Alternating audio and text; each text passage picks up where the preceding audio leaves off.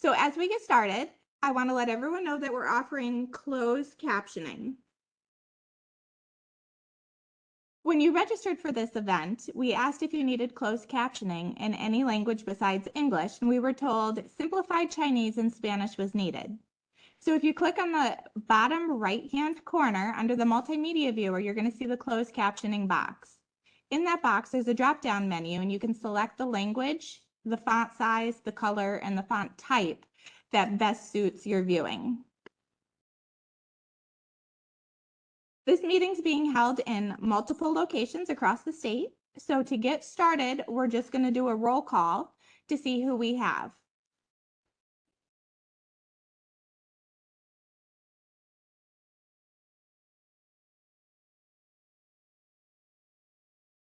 In Albany, we have Kathy.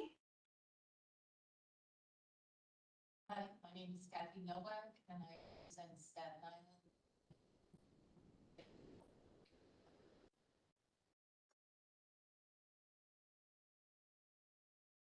We have Gail. I'm Gail Hato, representing Region 2 in the Broome District. And I'm also We have Chris.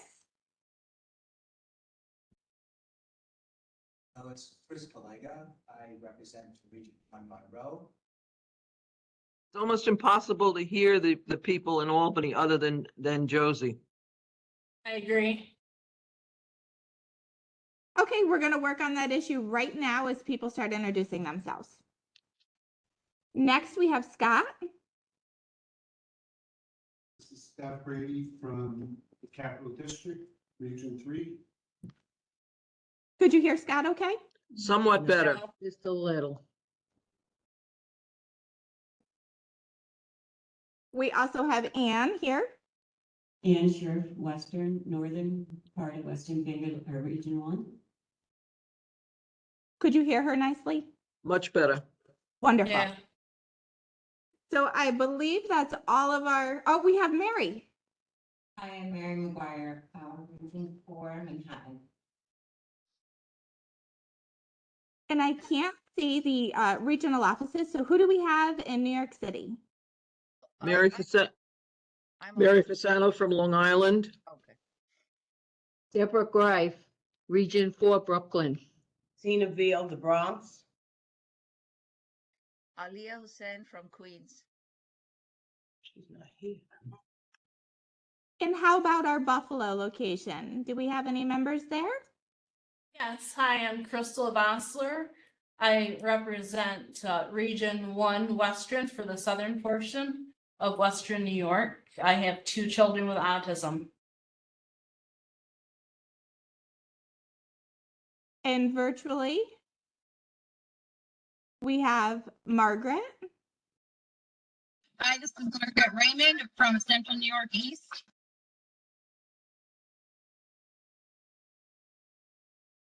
And did I miss anybody?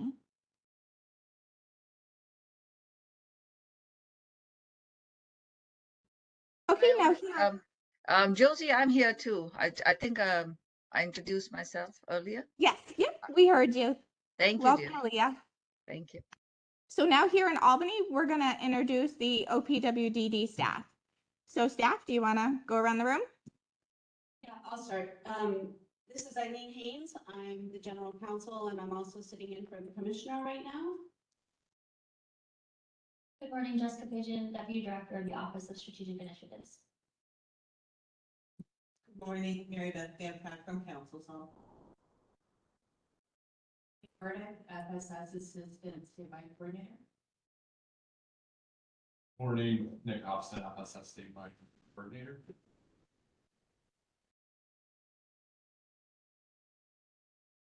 And do we have any virtual staff that would like to introduce themselves?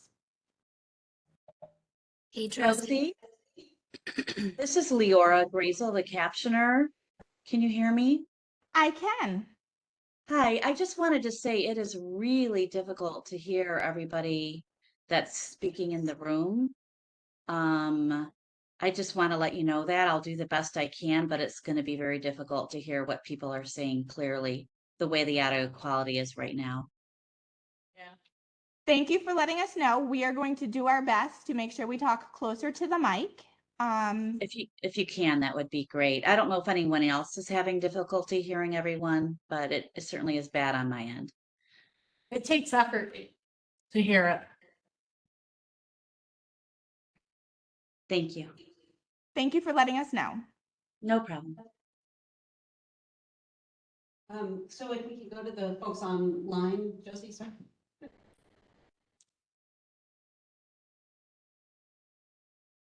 Morning. I don't know if you can hear me okay. I'm really sorry that I'm not in person. I did not want to share my germs. This is Alexis Harrington, Associate Commissioner for Program Implementation and Service Access. I will kick it over to Abiba. Hi, good morning, everyone. My name is Abiba Kindo. I'm the Deputy Commissioner for Service Access, Program Implementation, and Stakeholder Supports at OPWDD. Allison?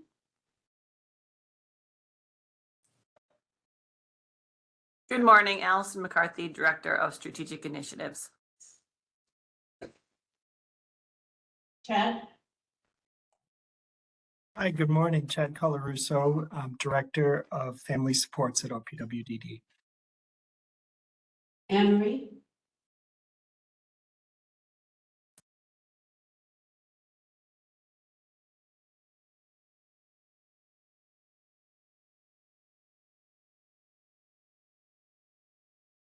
Anne-Marie, are you on? You might be double muted, Anne Marie, because I see you're unmuted on the screen, but no voice.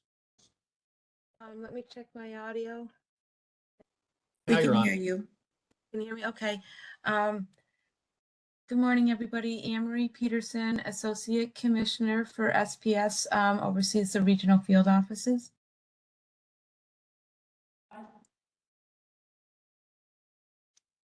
Good morning, Josh Olson, Deputy General Counsel. Kevin? He dropped off. I think Kevin had to go to another meeting, so I think that's all the introductions. I'm going to turn it over to Gail and Kathy for the next item on the agenda, which is updates from subcommittees and areas. Thank you and welcome to the Family Support Services statewide meeting this June 21st. We've had some introductions of members. Next, we're going to hear about some of the subcommittee updates. We do have. Excuse me, before we go ahead, we just, one of our members just came in to the Manhattan meeting. Hi, it's Maria Succi Kozak from Region 3, Westchester County. I couldn't make it up to Albany, so I came down to New York. Thank you for joining us, Maria. Okay, we have an agenda set forth. We are going to do our best to stick to that agenda. We've allotted time for each subcommittee based on a description of what they're going to be sharing today. We do ask everyone to stick to the schedule as closest as possible. We do have someone that'll do some timekeeping for us to keep us on track, and we'll give you a 2-minute warning prior to your time being up according to the schedule. So we have divided into 5 subcommittees to divvy up some of the work that this council would like to do to support OPWDD. The first one we will introduce today is the bylaws subcommittee, and the subcommittee chair is Mary Fasano. Mary? Good morning, everybody. The other day we had sent out a copy of the proposed bylaws. We also sent out a summary of the work of the subcommittee, and I hope that everyone had the opportunity to look at it and to digest it. I'd like to preface our remarks by saying that in general, the committee found the proposed bylaws acceptable. We hope to be able to come to a conclusion today to pass the bylaws. We might have to make some changes, but we will discuss that. But keeping in mind that we need to move ahead with this so that we can get go ahead with our RFP process. That being said, let's look at it piece by piece. In the first article under statewide membership, we really have no issue. We thought we did because we thought we could eliminate the word professional. However, as the OP has pointed out, we really can't because that comes right from the statute, and that would require a legislative change in order to drop that. So, moving to the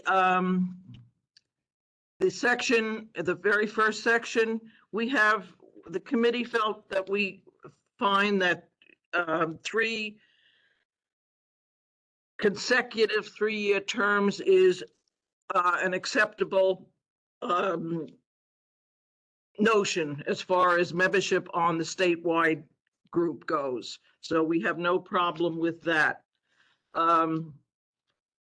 We had thought that perhaps we should include that a member of the statewide group could stay a member even if their family member was deceased. In keeping with, as the state pointed out, in keeping with the notion that people who are interested in persons with the welfare of persons with IDD can be members of the council, it negates the need to put that in because you can make the assumption that that person still has an interest. So therefore, that point is moot. Regarding the notion of diversity, we recognize that this is a very important issue, but it can be very difficult to accomplish. We had said that we propose to make every effort to reflect the diversity of the state. The OPWDD response was that they already say that instead of must, so a language change isn't, we should say instead of. I'm tripping on my own words here. Make every effort should be that we should reflect the diverse state of New York and leave the language the way it is. Okay, the next area that let me just collect my thoughts here a little bit. We had no issue with the term limit on the offices of the statewide group. Article 2 talks about that we have a chair and a co-chair, and then there are options of other positions. That's an option that may or may not come to fruition. Some of the biggest issues comes around the local advisory councils.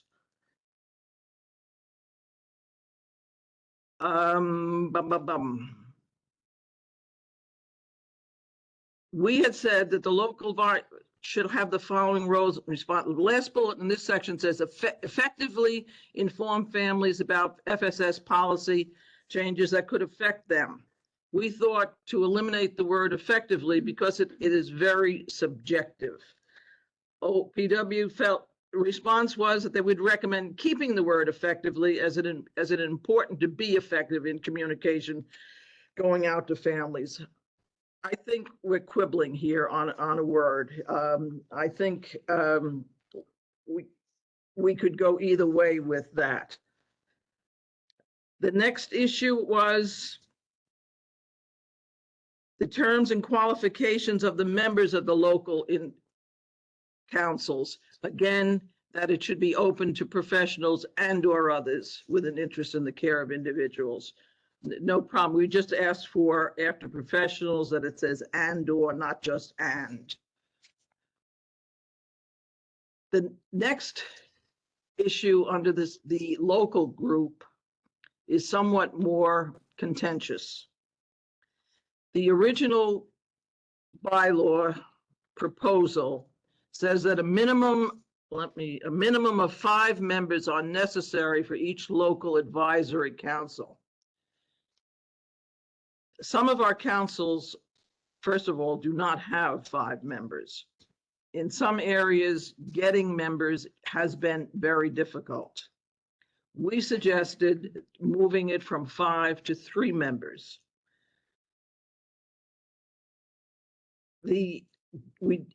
Also the issue of not combining councils to keep the number of councils that we do have now, because our thinking was that each council is unique. The needs of each area are unique. We feel that eliminating or combining councils, some areas would lose a voice. OPW didn't seem to agree with our response to this. But they did recognize that we need to discuss this further. I just have a question, for Kathy and Gail. Do you want to stop and open up this discussion now, or wait till the end of the full presentation? Why don't you do your We can't hear you. Why don't you go ahead and finish your run through, and then we can go back and do discussion on. People could comment when they want to go back. Okay. All right. The next area is the other area that needs a lot of work. It's the section for the local councils should be compliant with section 103 of the Public Offices Law for open meetings. We propose a hybrid model. However, we recognize that in order to accomplish even a hybrid model, the local councils would need help from the local DDRO. Just obtaining a place to have a meeting, obtaining the necessary equipment that might be involved. I can just speak to my local council. We have been meeting by Zoom since the pandemic and have continued to do so. And in so doing, we've had almost perfect attendance of all the members of the group. The question the committee thinks that the question really is, does the local council have to adhere to that section of the public law regarding open meetings? We need clarification on that. And if we do, we need help. Another issue about the local group was that each council has $3,000 to use, and this is in quotes, to reimburse members for costs incurred while participating in the advisory council business for all reasonable expenses incurred in the performance of their duties and operating expenses. The question for some local councils is not only reimbursing individual members, but sometimes the council itself has a need to spend monies. For example, some councils maintain a website. That does not come without a fee.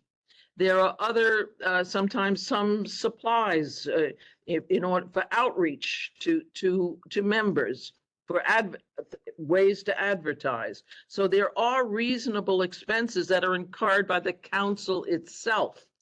However, we feel that this needs to be recognized in the bylaws, not just reimbursement to the individual members. There are several other issues, but they were really just typos. So those are the easy ones. Question about are the remote sites that we have today, are they open to the public and accessible? And the answer is yes. We had some issues around how a member who may become disabled or on a particular day may not be able to attend a meeting. And we wanted some discussion about, for the statewide meetings, how and if that person can that person attend from home and still be a voting member? So I think that's another area of discussion. I would just like to summarize in this sense that there are several issues, some what I would like to say are just nitpicking kinds of things that we have to learn to live with. But I think we would like to see the larger group recognize that we want to recognize that the bylaws are in a sense a living instrument, that as we go along, modifications can be made. There are provisions in the bylaws for making modifications. If we think that we're not getting everything the way we want it right now, we need to go through the process and then have further discussion and perhaps amend these bylaws. But right now, I would like to open it up for discussion of the various aspects and any comments and before we move forward. So comments on any of the issues that have been raised?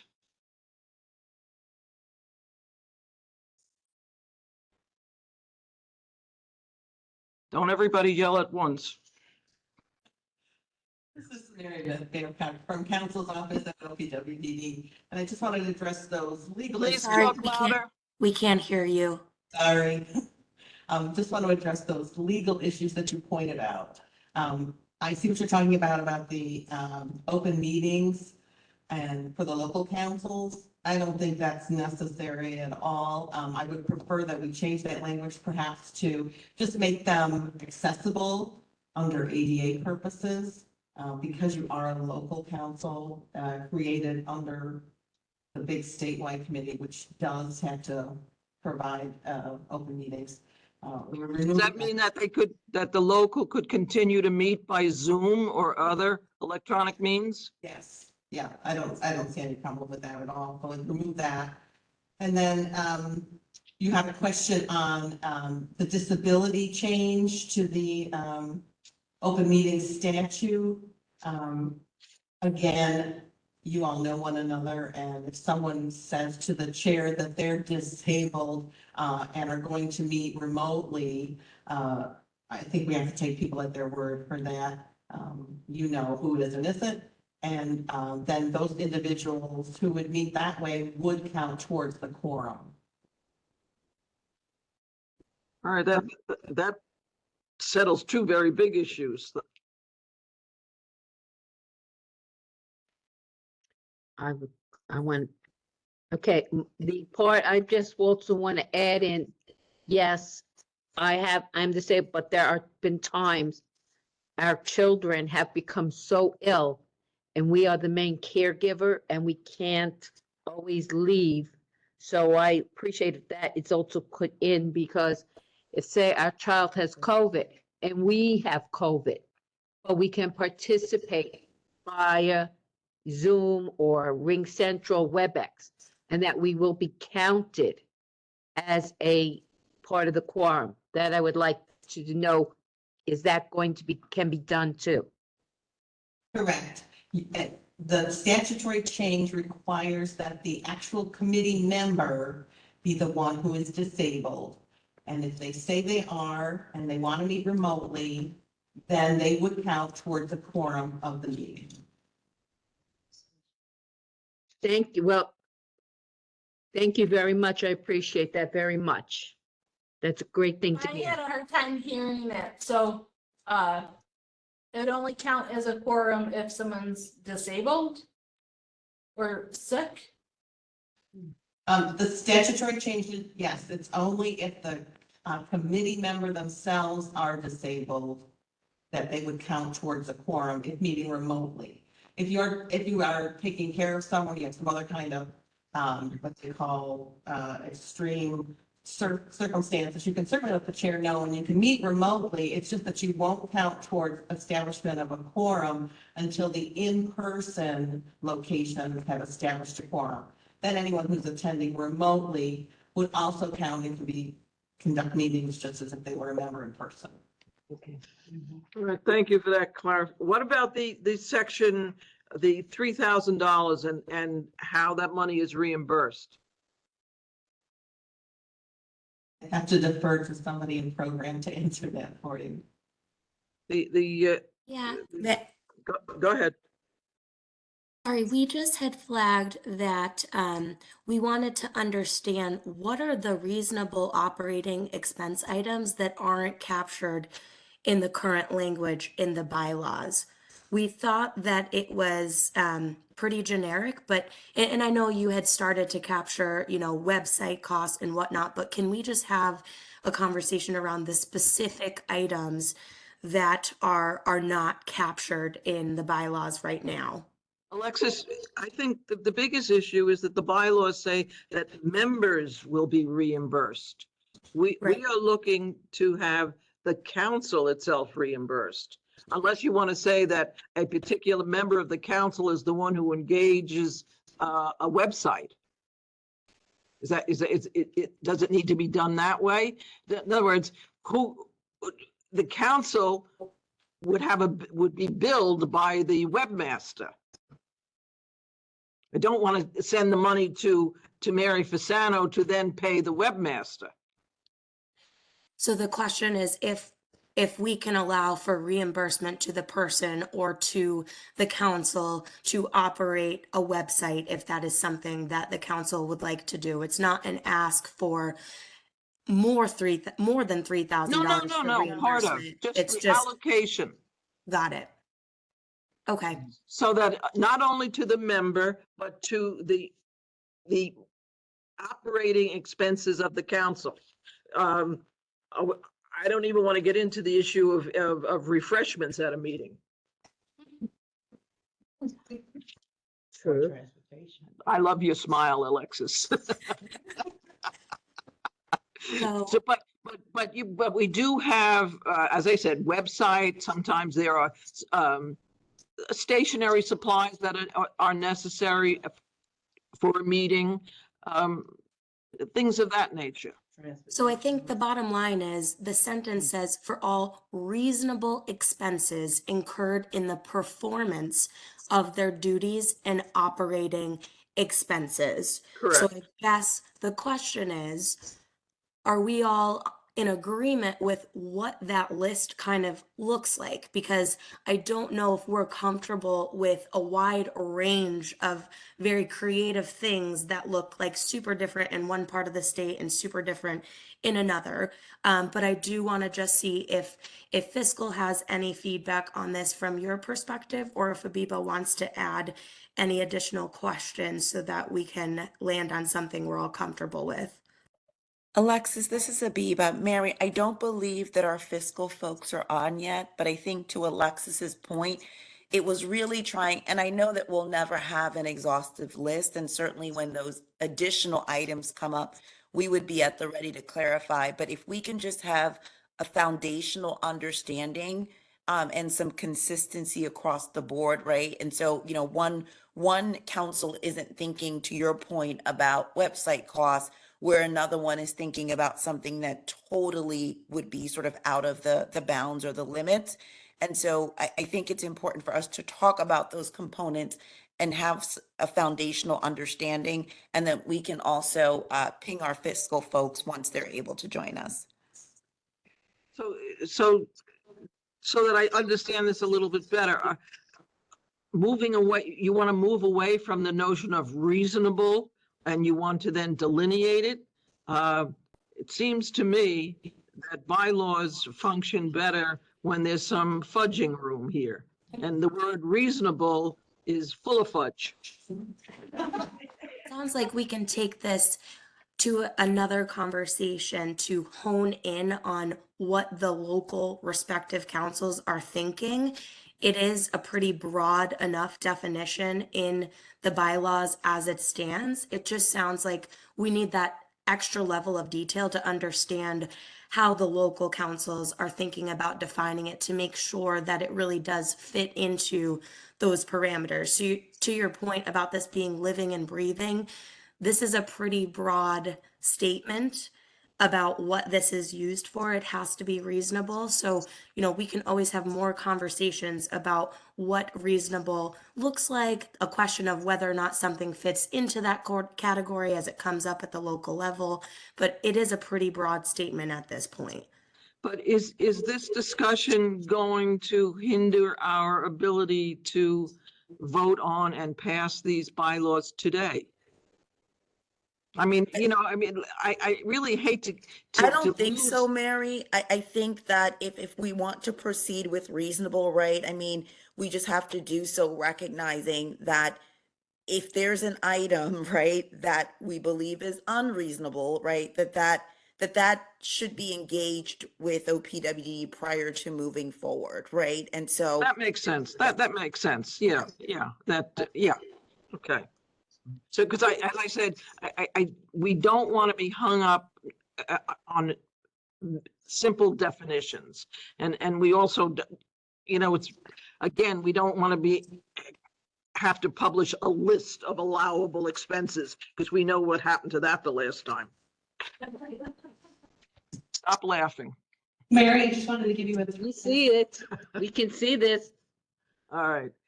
Any other comments from anyone else, any of our members, any of the staff? I'm sorry, I think there was one other area that we just needed to talk about, but I want to make sure, I think I heard Gail and Kathy maybe do a time check. Correct. We're at 3 minutes to leave, 5 open for a vote. Okay. So I think I heard the last area that we need to clarify was about understanding the desire to not want to merge councils and reducing a number of minimum people to operate a local council. So I just want to understand a little bit more from your perspective, the council's perspective, like what unique needs are going to be lost if those voices from the smaller councils are merged within the region? Kathy, maybe you could help me out on this one. I think you had a little bit more of an insight than I did on this issue. Could you respond to that, please? Sure. So in Region 4, we have New York City. And over the years, when... Please talk louder, Kathy. Sure. Over the years, we used to prioritize our needs based on local councils. And then we moved on to regionalized priorities. And what we found in Region 4, 5 boroughs, big city, very diverse, that we had different needs. So if our council is going to merge with Brooklyn, we probably, first of all, wouldn't know what the needs of Brooklyn were as well as Brooklyn, if there was no Brooklyn left. And same for Brooklyn merging with Staten Island, they would never know. It's like suburbia to them. So I think that's what we're trying to say is when we meet based on our community needs. We know the people. We have a feel of the populations that are served, and that's what we're worried about. Now, in other parts of the state, that might not be so drastic, but definitely that was where our thinking was. We would prefer not to have to merge based upon the fact that we, at this time, cannot make it to 5 members. We'd like some time to do recruiting. We have a committee that's going to be working on that. So we would like to, at this point, knowing that an RFP is coming down, to lessen that number from 5 to 3. What, Alexis, what is the reasoning for the state that to merge? Why not keep it separate? Yeah, so I can cover that, and I know we are kind of running over on time too. So You're all set? Yeah, thank you. Oh no, can you guys hear me, or did I get pulled from talking? we can hear you, Alexis. Okay. So I think the bottom line was to just have a threshold so that we knew there were healthy functioning councils.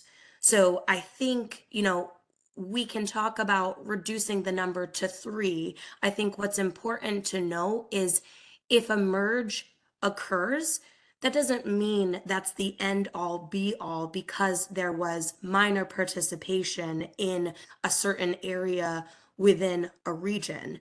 That just means at the moment, there are not enough official members to function a local council. That doesn't mean that there wouldn't be recruitment efforts to establish a healthy local council at a later date. So, perhaps we can kind of reduce that number to 3, but just keep in mind that it's not a permanent thing. We know that these types of things could ebb and flow. So if 3 is something that people are comfortable with, then, we can land on that. And in terms of functional council, like we're defining that in the bylaws. We are determining what is kind of constituting what an official local council looks like, what an official statewide council looks like. So that's really the goal of the bylaws altogether. All right, that really would conclude it, as I know our time is up. I would just like to, just one question. We've gone through a discussion. Are we this afternoon going to vote on this? When will the voting take place? Kathy, Gail? If we can agree on those changes that we've talked about, I'm sorry, this is Mary Beth Babcock from Council's office. If we can agree on the changes and make those changes in the document that we'll share, can we vote on it today and approve the bylaws, noting those changed areas that we are going to put in writing? I think that's what the majority of the council would like to see occur today. Yes. Yes. Yes. Yes. Yes, do we do that at the end of each section? Like, do we vote on it now or do we wait till the end of the meeting to do the voting on each individual? No time like the present. Okay. So we can Well, I poll say the group? I agree. Can we poll the group now to accept the proposed bylaws with the changes that we discussed? Right, I think this is Eileen Haynes, sorry. So I think what we would need is just a motion to approve the bylaws with the noted changes. So if we could have a member, I'm sorry. Hello, this is Deborah Greif. I will make the motion that we will accept the bylaws for the Family Support Service Statewide Council with the proposed changes accepted. I need someone to second me. I'm Crystal Bossler. I second you. Okay. All in favor? Aye. Aye. Any opposed? Thank you, everybody. Thank you.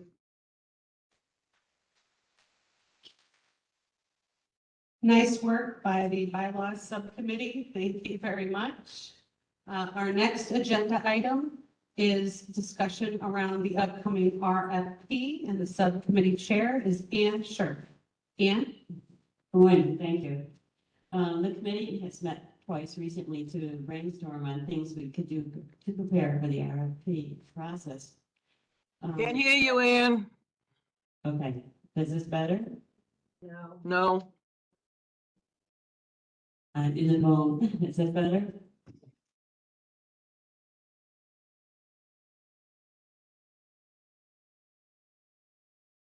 How's this work, Mary? Can you hear me? Okay. Okay, I'll start again. The committee met recently twice to brainstorm, to meet on things that we could do to prepare for the RFP. One of the ideas was to gather a list of all the FS programs throughout the state to share among the councils to learn about successful programs that others might be interested in duplicating. We would also like to know the total amount of FS dollars currently spent on each program category. So looking at those programs statewide and how is the money distributed over each category. Design a needs assessment tool that local councils could use in identifying need with their regional office. It would be optional and local councils could tweak it in whatever way they'd like. have access to the DDP4s that would help in collecting this information. In the past, I know in Western, we used the DDP4s to use in conjunction with the council and with agency input. Communicating with families, providers, and care managers to gather the needs information. Yeah, a piece of this process. And use the same allocation methodology. Yeah, and I really hate to interrupt, but we can't really even understand what you're saying. There's an echo and it's. It just sounds like mumbling. I don't know what else to do unless we talk slowly. I think you're just a little soft spoken. Unfortunately, you're very soft spoken. If you can just talk directly into the mic and maybe use an outdoor voice, I think that will help us a lot. Here in Albany, I have Anne's mic turned up to the max and it's literally right in front of her face. So if she talks much louder, our eardrums are gonna blow. So I'm not sure what's happening with the virtual connection because we hear her way loud and clear. I hear cars outside louder than her. Ann, Josie, why don't you have Ann talking to your mic? Because yours is very loud. I'm right in front of the computer. Ann, do you want to come sit here? Let me use the last sentence here. If you use the same allocation methodology at the local council that was used to get the total dollars by region, how was that used? Can we use that same methodology? Can you hear me, Mary? It's somewhat better, yes.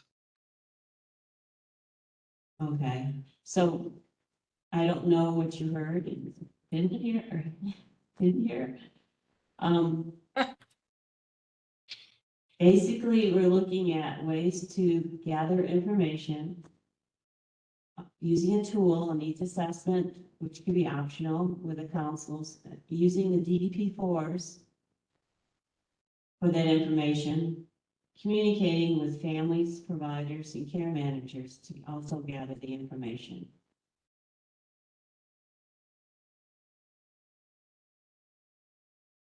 Are there any questions?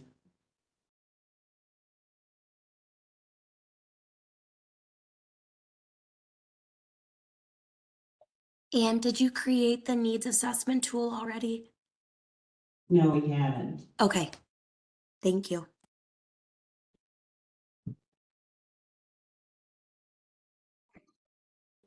Maria? Hi, sorry, this is the Manhattan location, but we haven't heard anything except maybe the last 3 sentences. So I don't know what you want us to do with the information we didn't get.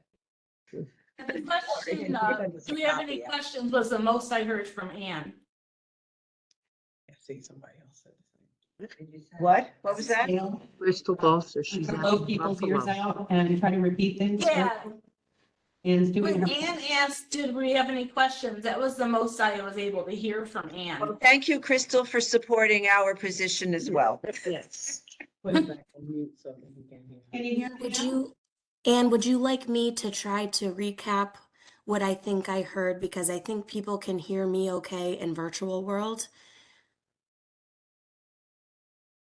Yeah.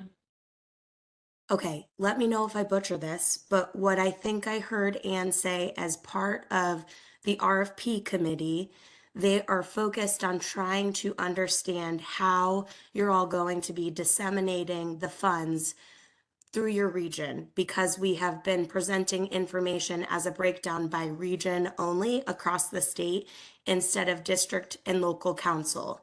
So Ann reported out that their group is focused on trying to gather information via a needs assessment and noted reference to DDP4s.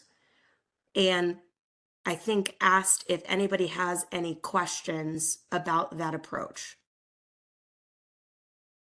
And did I get that? Yeah, Kathy, go ahead. Yes, that was discussed, but it also, we had discussed at that meeting that we found that the subcommittee members had different family support programs that some of us never even thought of.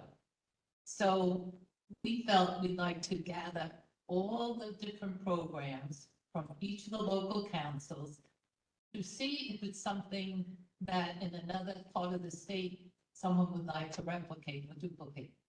So that would be another undertaking, just to get ideas to expand where they're thinking from. We also discussed how that large allocation that was given to us by region, there was a methodology that was used to determine that number. And we would like to see if you could do or use the same methodology, allocation methodology, down to the local level, so that we have an idea of how many people are in need of family support services, and to give us an idea. Possibly, it's not the only idea, because you have given us the responsibility to determine how to share that large allocation, but it might be used to guide us in allocating, among ourselves within the region. Thanks, Kathy. So we felt that it was very important to include not only family members, but providers and care managers in understanding what the needs are. did everybody hear that, or do we need to do a recap? A recap would be great. Okay, so Kathy said that subcommittee members noted they have FSS programs across the state that some regions have never even thought about. They want to gather all the programs across the state to see if there's interest in replicating or duplicating those programs. There was a question for us at the state as to whether or not we could use the same methodology we broke across regions across the state, if that could be done at the local level as well. And we don't have fiscal on to be able to answer that question. But that was what Kathy had posed to everybody. Thank you. This is Josie here in Albany. I just want to remind everyone, we do have closed captioning because I'm watching it to make sure the captioner's picking up what everyone's saying, and she's able to hear it and capture things. She had Kathy's word for word. So I'm not sure if we have a funky audio issue going on somehow, that it's only affecting certain sites.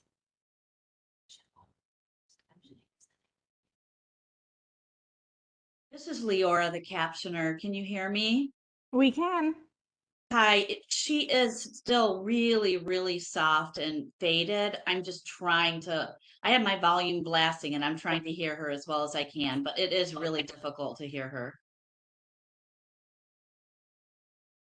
Okay, I guess we're just gonna have to keep going like we are. There's nothing else I can do here. If I turn the mics up any louder, we get feedback here.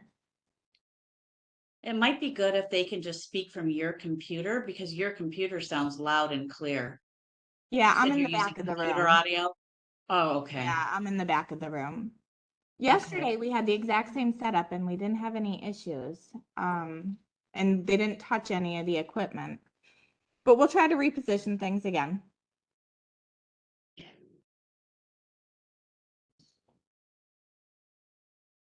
Thank you, Ann. Anything further on the RFP from others?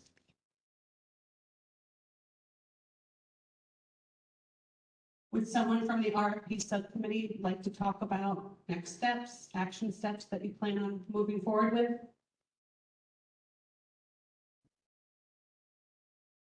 We really didn't talk about the next steps we were presenting, but the assumption was we'll be meeting and trying to, we're looking for the information from OPWD about the programs, if that's a possibility. So you can give us feedback about those options before we meet again. Utilizing the DDP4s at least, as part of that process. And this is Abiba. I think I heard you mention the DDP4. Correct. Okay, yeah, we should we'll review the request and get back to folks. I think I would prefer just to see it in writing so that we understand exactly what the request is, and then we can take a look at that. Okay, thank you. Sure. Just to summarize, it sounds like you will be, OPWDD will be following up with the subcommittee members regarding access to DDP4s and checking with fiscal about using the same methodology for determining regional amounts to do so for local. Those would be action items, correct?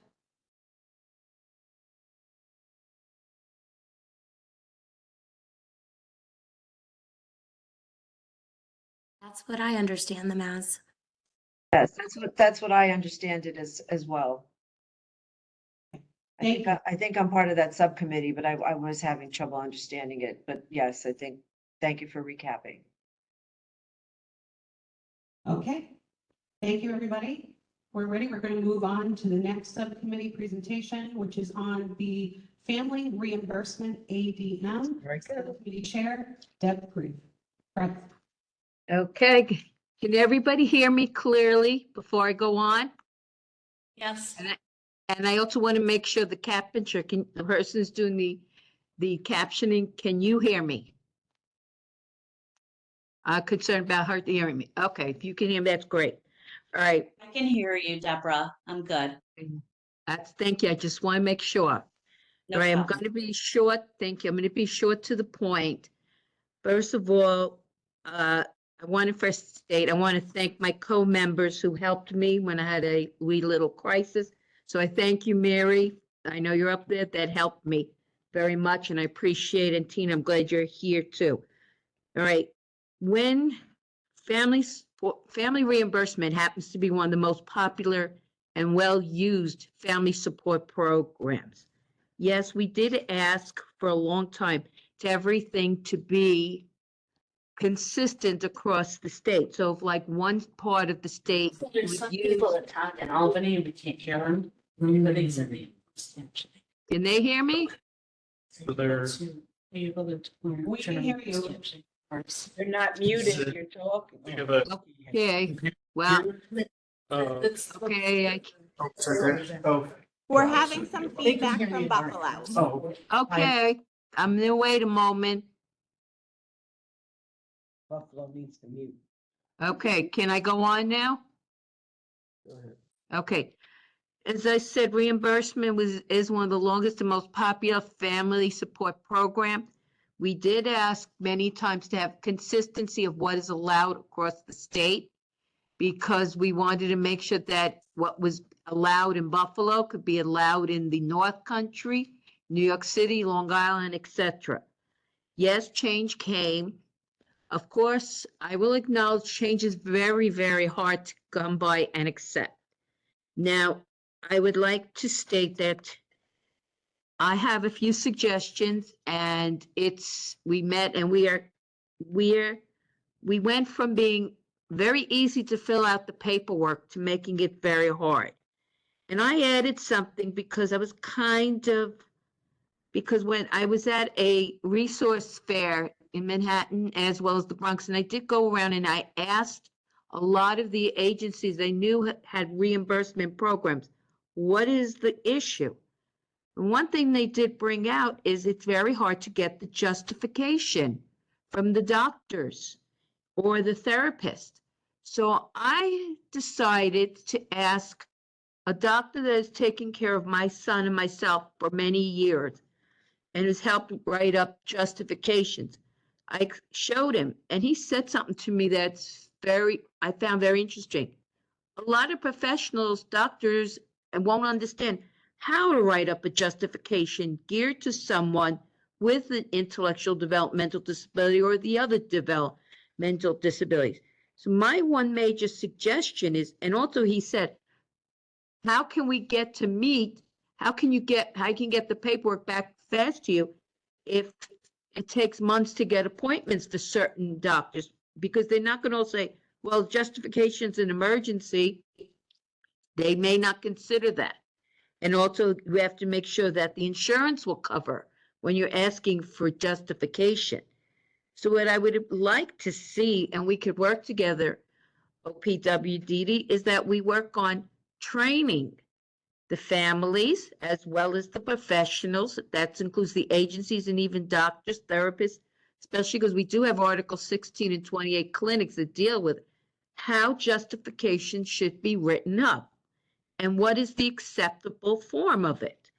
That would be a big help. I would like trainings done also, because I will tell you, I've had families complain to me that they're not getting, that their care managers don't understand how to fill out the forms. Yeah, no, you have done trainings. I know you have. I understand. And it's very hard when things go from being very easy to do reimbursement to very hard. So I would like for more, we could meet together to discuss things on how do we get the parents, care managers, as well as the doctors, therapists, specialists that work with our children, how to write up the appropriate, acceptable justification letters. The other piece I would like, please, and I know you did say you'll do it, please let care managers know that you don't have to have a care manager to get reimbursement. It is a very important issue. Also, you see, things that used to be allowed, and no, I am not going to go through the diapers because that's a different thing. We can discuss other, but we had things that used to be allowed, like headphones that were noise cancellation because of our children who are very sensitive. They're maybe in the autistic spectrum, or they have multiple developmental disabilities that make them very sensitive to sound, and they need it. And there's another thing also that's we'd like to see. Now, there are a few agencies that we appreciate because, they do we can go out on an outing together, the whole family. I mean, honestly, when I was given tickets to go to a baseball game, yes, I don't care, it was a minor league, I really enjoyed it because I got to spend just quality time with my son, not doing anything like, he says like, we're going to the doctor, I mean, we have fun because we like baseball, so we sat there together. And it saved us money because, we're both on Social Security, and that's not easy. So these are some of the suggestions that we have. Now, we understand there's a lot of changes, but the committee would like for us, because we don't want agencies also to give up reimbursement programs. This is one of the most cost-effective in the long run. Because why? You don't need a lot of overhead to do reimbursement correctly.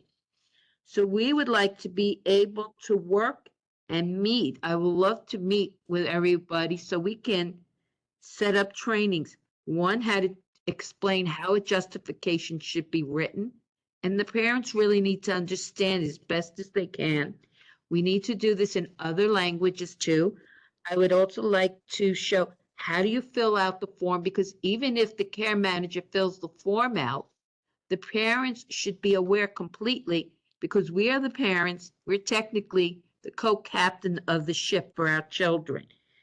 And we also want to explain, I would be concerned, I want to make sure that you also don't have issues with the state controller's office budget, but we have to work to make it so that we don't go we went from, it was so easy to do it, to now it's so hard that some families have felt they're being punished. We're being punished. I know that's not your intention, but that's how people have been feeling, and I just want to share that with you. So, as I said, Tina, do you want to add anything?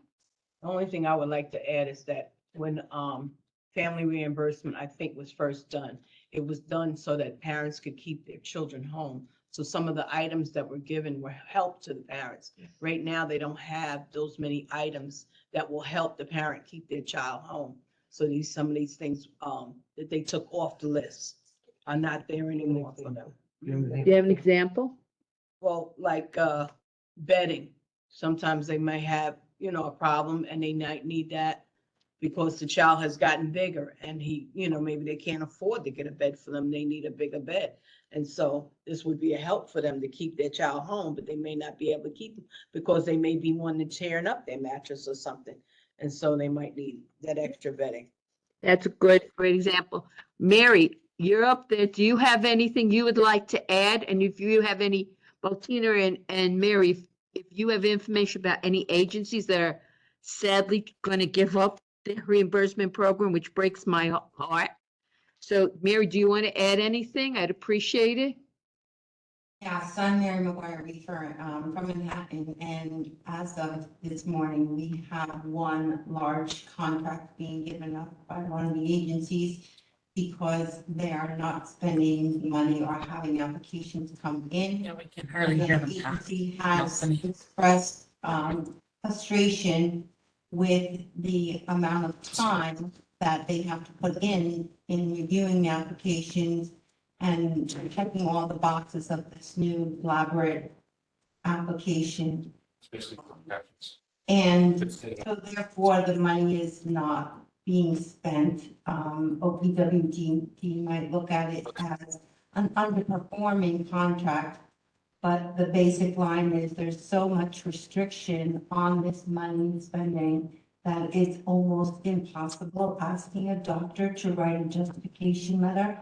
I can barely get the doctor to write medical forms for my child to go to camp, let alone trying to get them to write a justification medical letter suitable for family reimbursement application. There are things on the non-allowable list that You think that's, okay. Wait, someone else. Okay, Mary, can you hear me? Yes. You guys hear me? Oh, thank you for bringing that up. I mean, OPWD, we want you to understand, we don't want any agencies to give up their programs for reimbursement because this was geared to help keep our children home with us. Deb, And it's, I don't want, do you know what? Deb, Everyone looks at me and says, Deb, oh, you have a high functioning child. Yeah, yes, I just sorry. wanted to give you a 2-minute warning in case you wanted to share any action items or ask OPWDD any questions about your plans moving forward. 2-minute warning. Sure. Okay, OPWDD, can we meet to discuss and work on this about one, trainings for justification letters? Or and also maybe we change a few of the newer requirements that are making it hard? Can we have focus groups with the parents, agencies, and also medical professionals that work in our field? If we can set this up? Get rid of justification letters. And do we need to keep the justification letters? So I know you can't all give me the answers today, but can you get back to us? I'd appreciate it very much because I do want to work on this. So trying to answer in less than 30 seconds. I have taken note on all of the questions that you have asked us. I'm just curious if it makes more sense to have a structured conversation about this at the next quarterly meeting where there's an intentional outreach between now and then, where you might collect more information to share with us directly about exactly what the issue is, because I'm hearing a broad issue about clinical justification. I hear the issue about care managers understanding that somebody does not need a care manager to access family reimbursement, and we do continue to message that. We did that actually at our last training session for many stakeholders. So I think it's just important to better understand exactly what the issue is with the clinical justification. Is it specific items? That's a challenge. Is it clothing? Is it, we really need those specifics before we can have a very pointed conversation on next steps. And it's also really important to understand if there are items on the non-allowable list that are keeping families together, we really need to understand what those specific items are, because the example that I heard related to a bed because somebody has grown, that is not an issue that is related to somebody's disability. Growing is something that everybody does, that every child does, and that is a parental responsibility. So I think it's just important to really understand what those specific items are that are on the non-allowable list that we want to have additional conversations absolutely happy to have those conversations, but I just want to be super clear on what those specific items are that are causing an issue and are meant to keep families together. Alexis, For instance, for the bed, my son, we've gone through 3 mattresses because he's cut all the fabric off of the bed right down to the coils. I feel like that's something that a neurotypical child would not do. And we've had to replace bedding at least 3 times for like actual mattresses, at least 3 times because of that. And a neurotypical child would not likely have that kind of behavior. It's not a matter of outgrowing it. It's a matter of a need.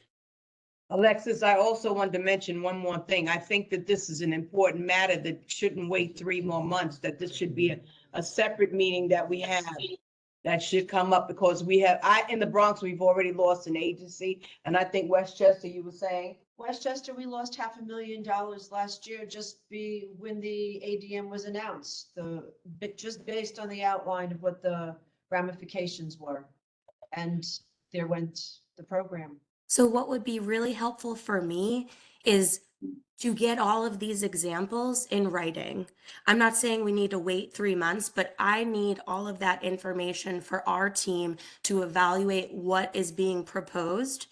And we can bring that answer to the next quarterly meeting for everybody to hear, but I need some more information before we have a meeting. I need to have the very specific examples of items that are on the non-allowable list that are directly tied to keeping a family member at home that falls outside of a typical parental responsibility. I think that would be very helpful for our team to have. We can come to the next meeting with answers. I'm not trying to push this off. I am just trying to make sure that we are as efficient as possible, have all the information that we need to be able to respond and come up with a pathway together. Alexis, this is Deborah. I would like us to continue talking to each other, whether through phone, email, and I'm asking every member of the council, any members, any part of the public that has issues, they all can email me. And I will be glad to answer. People want to call, we have to work on this. The one issue I want to bring about, sometimes our children gain weight. Deborah? Yes? You have someone here that's been waiting patiently to bring up a comment, if you don't mind, Scott Brady. Sure. Go ahead, Scott. Sorry. Didn't see the hand. Can't see it. Right. Well, I didn't raise it. But I just have a question, Alexis. In one of the trainings, I heard that OPWDD has a tracking device, which would mean to me that people who apply for funds maybe get disallowed, maybe they didn't check out the form, that you guys you keep track of that. And you keep track of the money, right? So certain monies aren't being spent. And we know, in my region, we have an agency that's gonna give back the money. Is there a way for you to help us with data? It's very hard for us as council members to get, we hear anecdotal stuff that's meaningful, but we don't hear everything. But is there a way that you can help us with the information that you get? It's processed through OPWDD. Yeah, Scott. So if you're talking about contracts specifically related to family reimbursement, any recommendation that's either identified by an agency or somebody else, those all go through the local councils. So we have a tracker, yes, where if there is a contract that's being asked to be terminated or a contract that's asked to be amended by an agency and shifting monies from one part of the contract to the other, our first question and our first column on that tracker is whether or not the local council supports this termination or contract amendment. So if that's what you mean, that should already be happening. And if it's not, we should connect offline and just, I want to make sure that, as part of the bylaws, we're understanding we have this foundation and we're kind of resetting these expectations so that the local councils have the access to tools that they need to be fully functioning. We're starting with the baseline of the bylaws where we're explaining the type of work that really should be happening at the local council. So if there is a gap in that and it is not occurring, please let me know and we can continue that conversation. Oh, that's a good answer. So I'll tell you that in my council, when we ask about money and underspending, we get no information.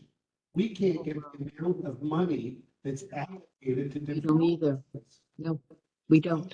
We're operating with, just like I said, sort of anecdotal stuff. It comes out, oh, this isn't happening, I can't get a bed. I can't- Westchester doesn't. But we have no idea about understanding words. I'm sorry to interrupt you, Scott. We're just getting feedback, so if others can just mute, that would be super helpful. Thank you. Deborah, wait. Do I have to do it again? Yeah. I lost my train of thought. But did you hear what I said, or do I need to repeat some of it, Alexis? Yes, Scott, I think, yeah, we got the gist of it. I just, if you needed to continue, I just wanted to make sure that you could be heard. So thank you. Okay. So just to repeat, the important part is that we are not getting the budget information. And when I've asked, so I've been asking probably for 6 to 7 months and I get nothing. We'll get back to you is the best I've gotten, but most often we don't get anything. 2 minute warning. Thank you for bringing that up, Scott. And I do understand that that information is being requested. Just know that nobody is trying to obstruct anything. We are trying to organize this in a way that it is consistently done across the state. So that is why it is taking some time. But I know that you brought this up on the last planning meeting, and there are additional conversations happening to make sure that we're able to share this in a meaningful and consistent manner. So thank you for raising that. Okay, I just want to add one more thing, if I can.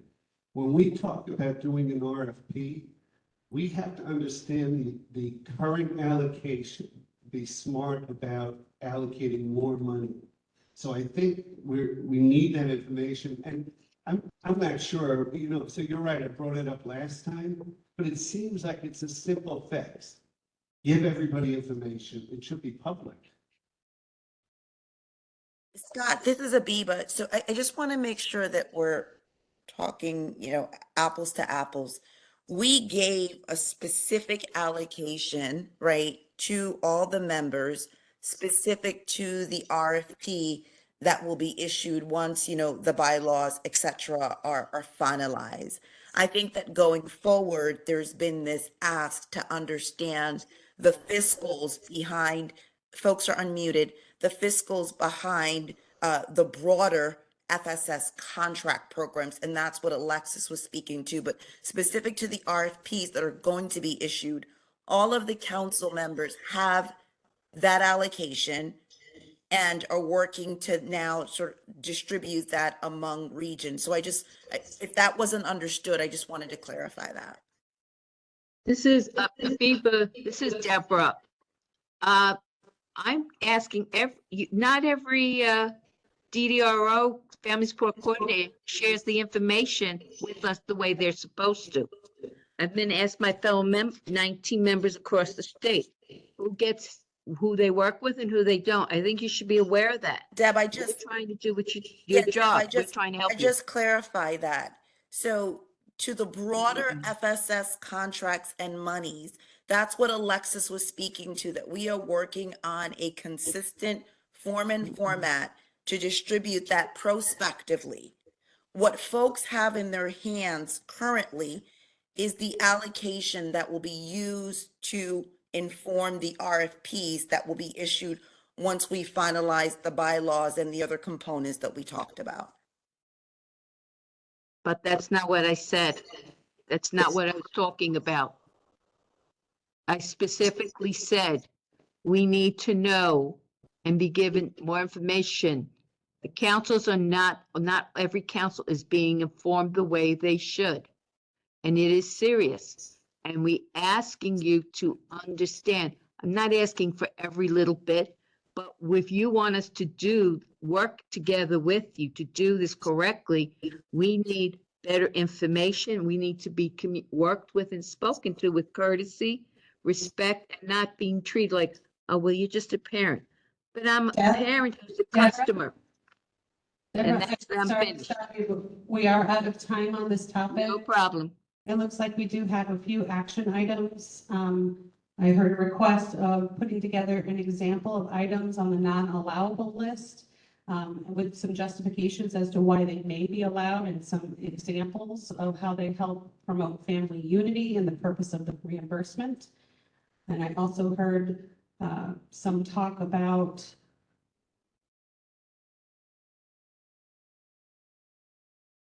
from OPWDD specific concerns about other concerns noted. So if there are other concerns that are making the program a barrier, they need specific information presented. We do not need to wait 3 months to share that information. And that's what I heard. Anything additional for follow-up and action items? Gail, I would just note that if there are unique challenges that we're kind of hearing as potential gaps at the region, like what Deb had brought up, to please just send those to us offline so that we can understand what's happening out there. Thank you. Thank you. You're welcome. No problem. Thank you, Gail. Thank you, Alexis and Abiba. Appreciate it. And thank you, Scott. Thank you. We'll get back to you. Alexis, this is Kathy. I'd just like to add, the end of the conversation turned into miscommunication or no communication in councils, all councils equally getting the allocation amounts for each of their contracts, and that the state is now working on a way to ensure it's consistent. And we, from what I heard, is that we should expect this coming from the state to the councils so that there's transparency and each local council knows what contracts they have, how much is being spent, and how much total they have within their local council. Is that correct? Yes, that is something that we can talk about, I think, at our next meeting when we have fiscal present. And just to really clarify, this is to look at the reallocation moving forward. This is separate and apart from the 3.5 that has already been reallocated across the state. Okay, so not too bad. We're just 3 minutes delayed. And we have Chris up next on the Stakeholder Engagement Subcommittee. Chris? Thank you, Kathy. Hi, everyone. Chris Palega. I'm be leading the Stakeholder Engagement Subcommittee. We've got a couple of strategies that we're going to work on in order to be successful. We're going to begin by trying to build distribution channels so that we can reach out to as many of our community members as possible. We're going to do this in 3 ways. We're going to continue to develop our relationships with various organizations within our community to build a network that we can call on from time to time to distribute our solicitations and messaging. These organizations might include agencies, CCOs, advocacy organizations, and so on. We're going to plan on employing social media as an effective outreach channel. And we're also going to work on developing a network of personal organic outreach, including engaging with our local advisory councils for assistance. Our first project is pretty clear. It's going to be an outreach to try to bolster participation with our local FSS advisory councils. From there, our subcommittee will be available to our other new subcommittees for outreach on specific items that will assist with their particular efforts. I also want to mention that I had a great conversation with Dr. Jessica Pigeon a while ago from OSI. We, during that conversation, talked a bit about working together to enhance stakeholder engagement with OPW. And I just wanted to mention that, our subcommittee, and I'm sure the entire committee, will look forward to opportunities to collaborate with and improve all aspects of stakeholder engagement, both within our committee and in conjunction in collaboration with OPW. Thank you.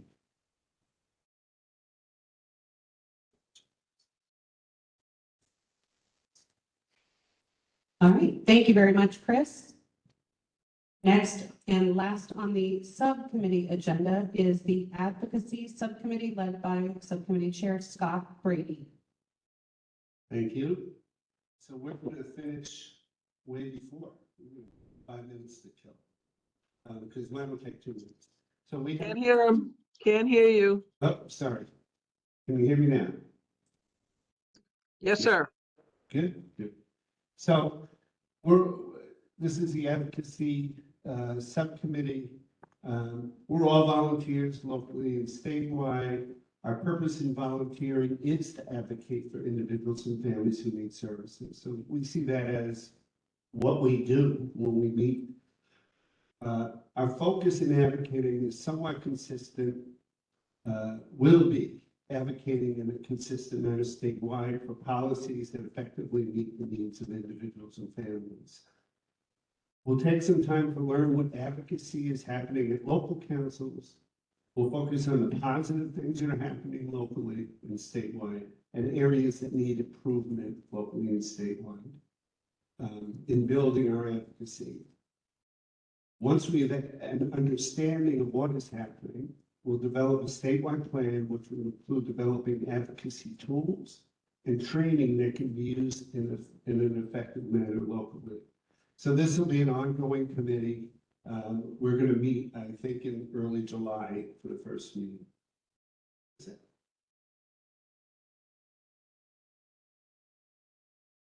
Are there any questions for Scott?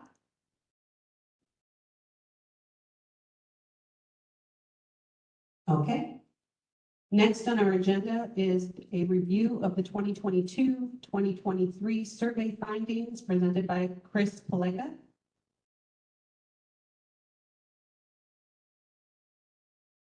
Hello, everyone. Joe, did you have the slides?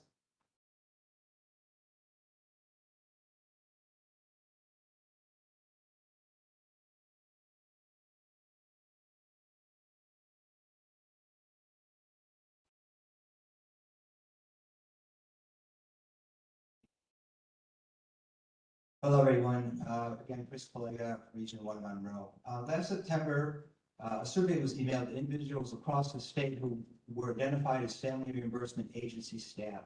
Each recipient was asked to complete an anonymous multiple choice survey that asked their impressions of how the implementation of the family reimbursement ADM impacts FSS's overall ability to achieve various goals. Recipients were also asked to share the survey with their respective family reimbursement committee members for completion. Responses were rated on a continuum from greatly enhances FSS's ability to greatly reduces FSS's ability. There was also a no opinion option. Our participants represented individuals who are intimately involved in the day-to-day operations of the family reimbursement program. Many of them have years, if not decades, of experience. This preliminary survey measured opinions after 2 full months of the ADM's implementation. A follow-up survey was issued in late January of this year, which sought opinions after approximately 7 months of the ADM's implementation. People should know that the surveys were anonymous, and while anonymous participants are likely to provide feedback that reflects more honestly how they actually feel, there is a possibility that respondents completed more than one survey, which could potentially skew the results. And keep in mind that I'm not a trained professional researcher, so there may be other limitations. Data from the initial survey was presented in October 2022. Today, I'll review the data from the follow-up survey with a comparison to the initial survey results. And I want to thank the committee for the opportunity to present this data in the public square today. On our first slide, we'll see that we recorded 94 responses to the initial survey. And because of a larger and geographically broader distribution, 130 for the follow-up survey. This included 80 self-identified agency staff and 50 family reimbursement committee members. Next slide, please. To understand what we're looking at, the chart on the left represents the data from the initial survey. The chart on the right is the follow-up. In each chart, the tallest bar on the left represents the opinion that the ADM will reduce or greatly reduce our ability to meet the goals measured. Moving to the right, the next bar represents the opinion that the ADM will enhance or greatly enhance our ability to meet the goal. Moving right from there, you'll see a measure of those who believe there was no impact. And finally, the bar all the way to the right represents those with no opinion. The first goal measured was how will the ADM impact FSS's ability to serve more people. You can see that in the follow-up survey chart on the right, that 86% of respondents viewed the ADM as having a negative impact on our ability to meet this goal, while less than 8% believe that the ADM would have a positive impact.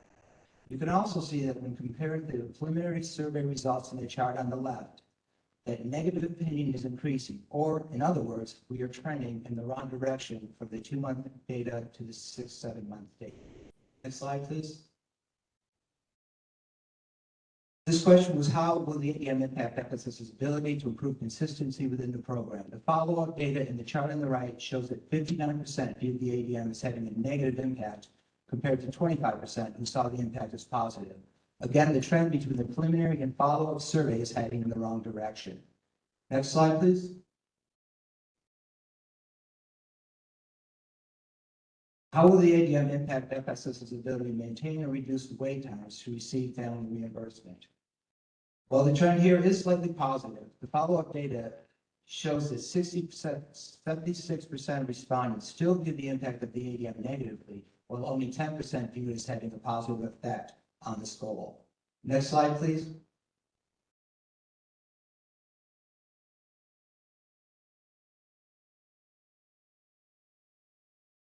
How will the ADM impact FSS's ability to allocate our limited funding to the families most in need? Here, just 67% viewed the impact as negative, while less than 16% viewed the impact of the ADM as positive. And again, the trend is heading in the wrong direction. Next slide, please. The remaining goals are the statutory goals described in the ADM. First, how will the ADM impact FSS's ability to meet the goal of providing a quality of life comparable, to the extent practicable, to that of a similarly situated family without a family member having a developmental disability? Here we see 72% of responses indicated a negative impact, while only 14% viewed the impact of the ADM as positive. And the trend is negative. Next slide, please. How will the ADM impact FSS's ability to meet the goal of maintaining family unity? Here, over 67% viewed the impact as negative, with only 10% having a positive view in the follow-up survey. The trend is again negative. Next slide. And this one is critically important. How will the ADM impact FSS's ability of meeting the goal of preventing premature or inappropriate out-of-home placements? Here, over 60% view the impact as negative and 14% view the effect as positive. Next slide. How will the ADM impact FSS's ability to meet the goal of reuniting families? Here, negative opinion outweighs positive opinion by a ratio of 5-1, and the trend is negative. Next slide. How will the ADM impact FSS's ability to meet the goal of enhancing parenting skills? Here, negative sentiment outweighs positive sentiment by a ratio of over 5-1, and again, the trend is negative. Next slide.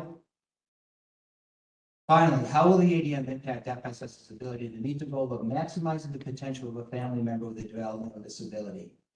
Here we see negative sentiment in 69% of responses in the follow-up survey, compared to less than 16% with a positive view.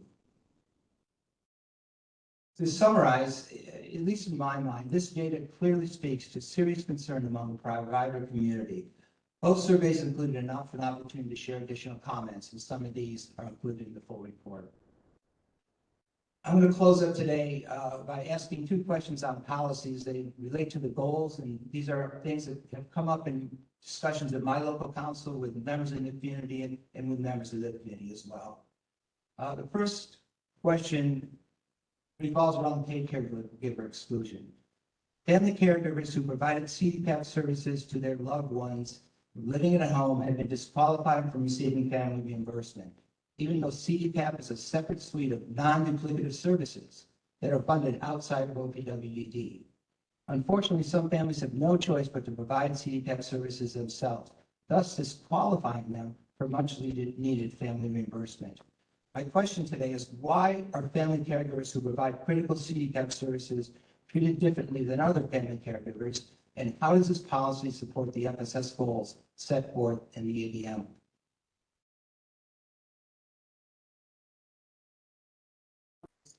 Yeah, could someone on the executive team respond?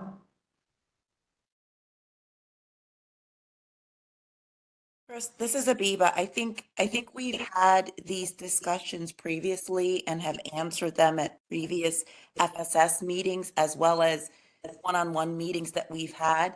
It was a policy call in order to ensure that families who don't have income resources are able to access the FSS reimbursement program. And so a policy call was made to exclude caregivers that are being paid to care for their loved ones from being able to access the reimbursement program.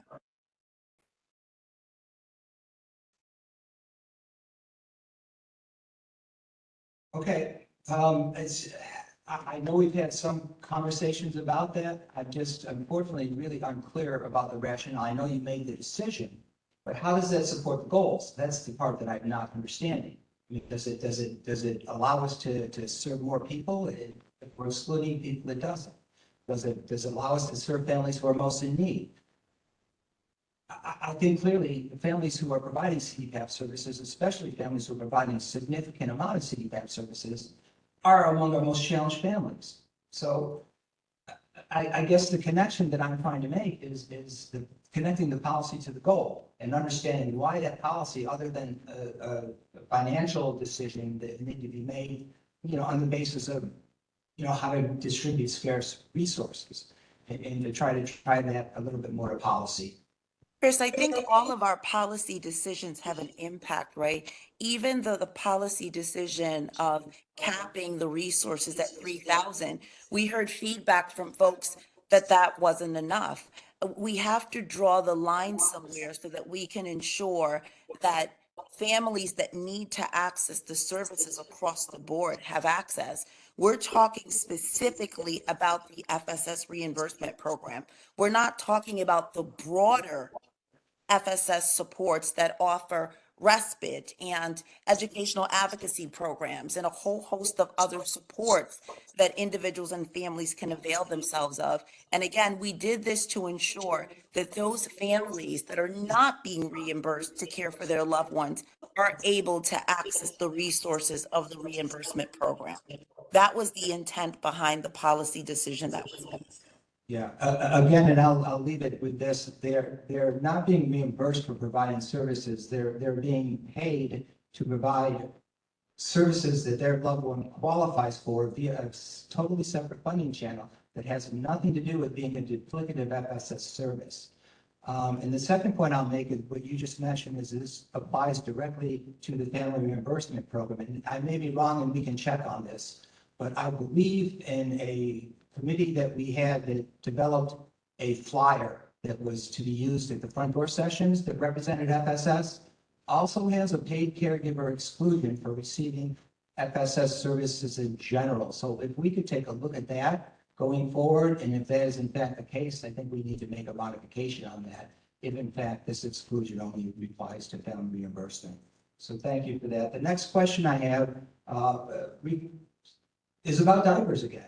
I know, Alexis, you mentioned, a list of what we're talking about here, but we've been talking about diapers for 6 months and it's been there and I haven't seen any movement. So I want to just raise this question to finish out here and try to tie this to policy.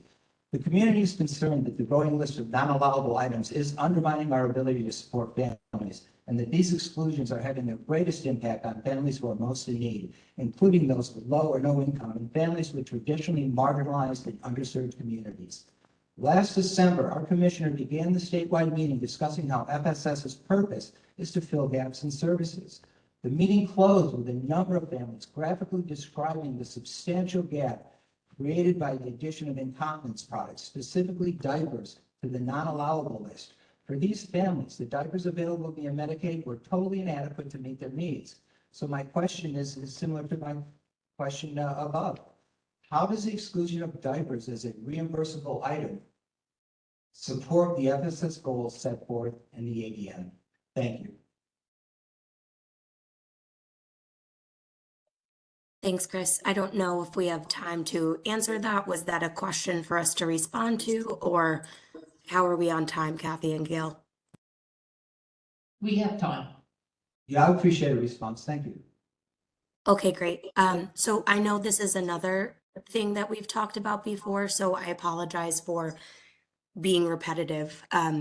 But the thing about diapers, the thing about wipes, we are a responsible agency of state dollars to ensure that we are sharing resources in an equitable manner.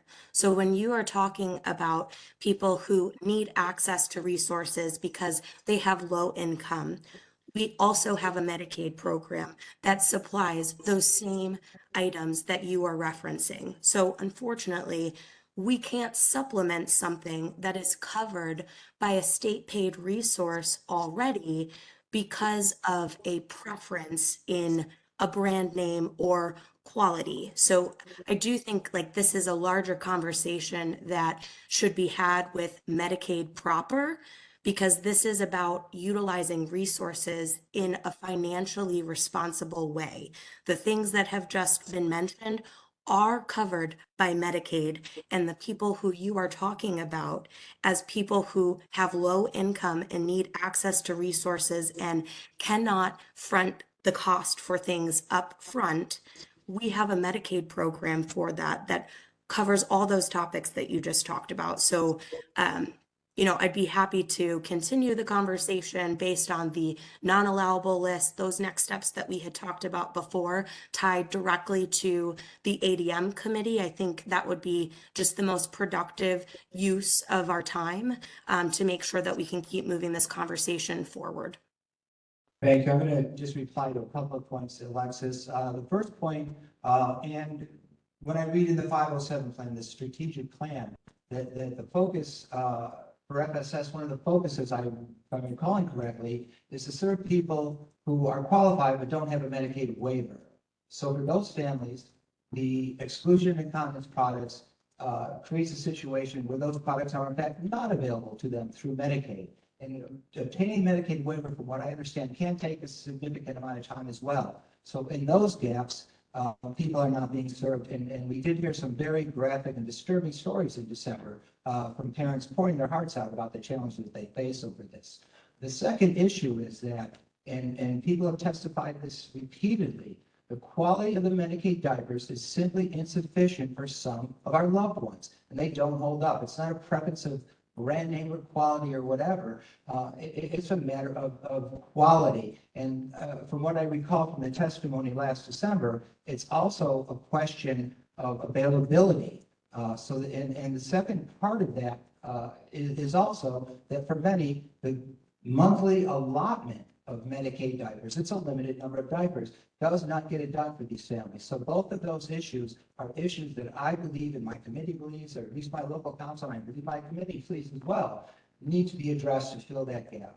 And so that's what I have, Alexis, and I thank you very much for your time. And again, I want to thank the committee for their time, and I really want to just give a shout out to the provider community who we've been able to go to again and again for feedback, and your time, your dedication, and your passion for family support services. I mean, I know it can feel frustrating, but it absolutely means the world. So thank you. Thanks, Chris. And I did just want to respond to the last few items that you brought up.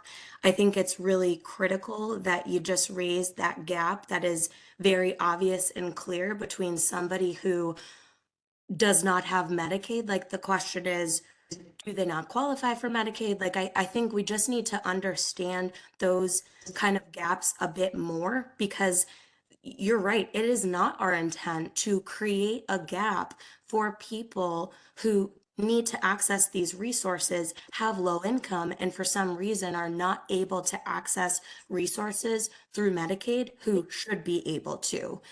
So please share additional information regarding that so that we can hash that out a bit more.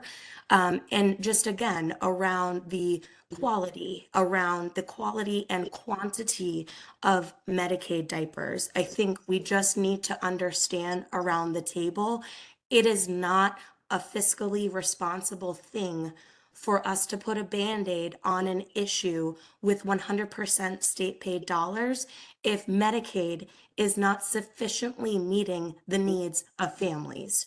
So I do think we need to continue that conversation. Maybe it's framed under the advocacy arm to have a conversation with Medicaid, but I just want us to understand, like, there are more players who need to be at this table. This is not an FSS issue.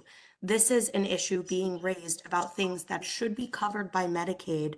And we're hearing from you, the quality is not meeting the expectation. That's another conversation that needs to happen. It's okay that we're starting the conversation here, but this is way beyond FSS and does not fit under the scope of FSS alone.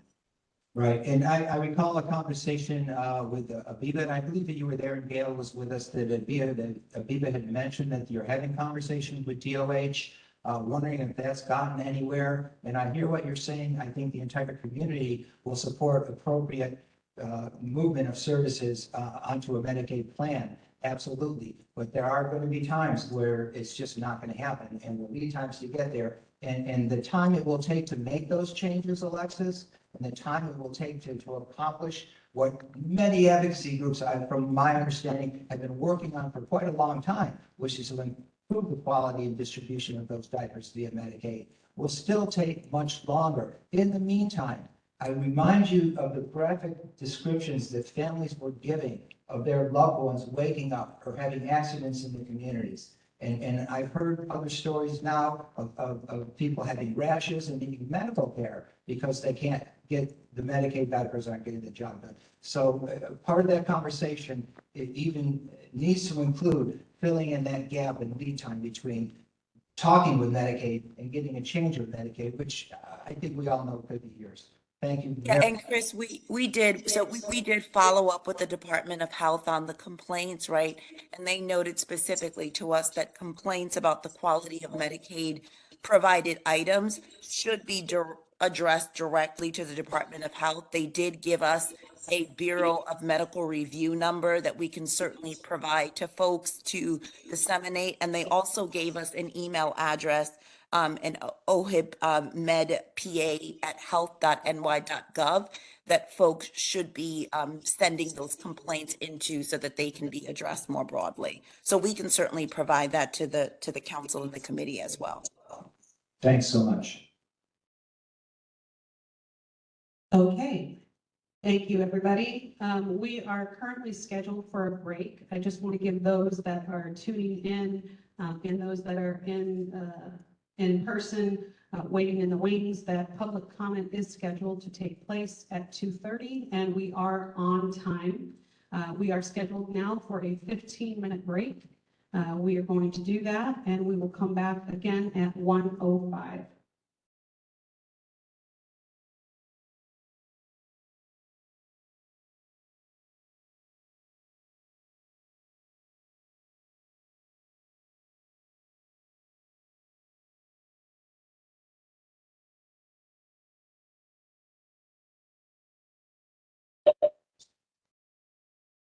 Hey, welcome back, everyone. The next thing on our agenda is an update from our Executive Deputy Commissioner. Hi, everyone. This is Eileen Haynes. Can everyone hear me online or virtually? Could be louder, please. Okay. I'll be really loud as I can be. So this is Eileen Haynes. I think folks know that Rachel Baker, the Commissioner's Special Assistant, and I have been kind of running the day-to-day operations while the Commissioner enjoys her maternity leave. We do expect her to come back in July. We don't have a firm date yet, but we expect that she'll be back in the office and running the agency in July. In the meantime, we do have an Executive Deputy Commissioner, and that person is Willow Bear. Willow has, I think folks are familiar with Willow. She was the General Counsel in our agency for a period of time. She then was the General Counsel at the Office for Children and Family Services, and she has most recently been the Assistant Counsel for the Governor's Office. So we're excited to have Willow back with us, and she will be starting on Monday. So you'll certainly hear more from her then. And now I'm just going to turn it over to Jessica Pigeon, who's going to give us a few updates on some stakeholder engagements. It makes me nervous since this morning. Thank you, Eileen. So just a few quick updates on opportunities to continue to engage with the OPWDD and some of the work that we're doing.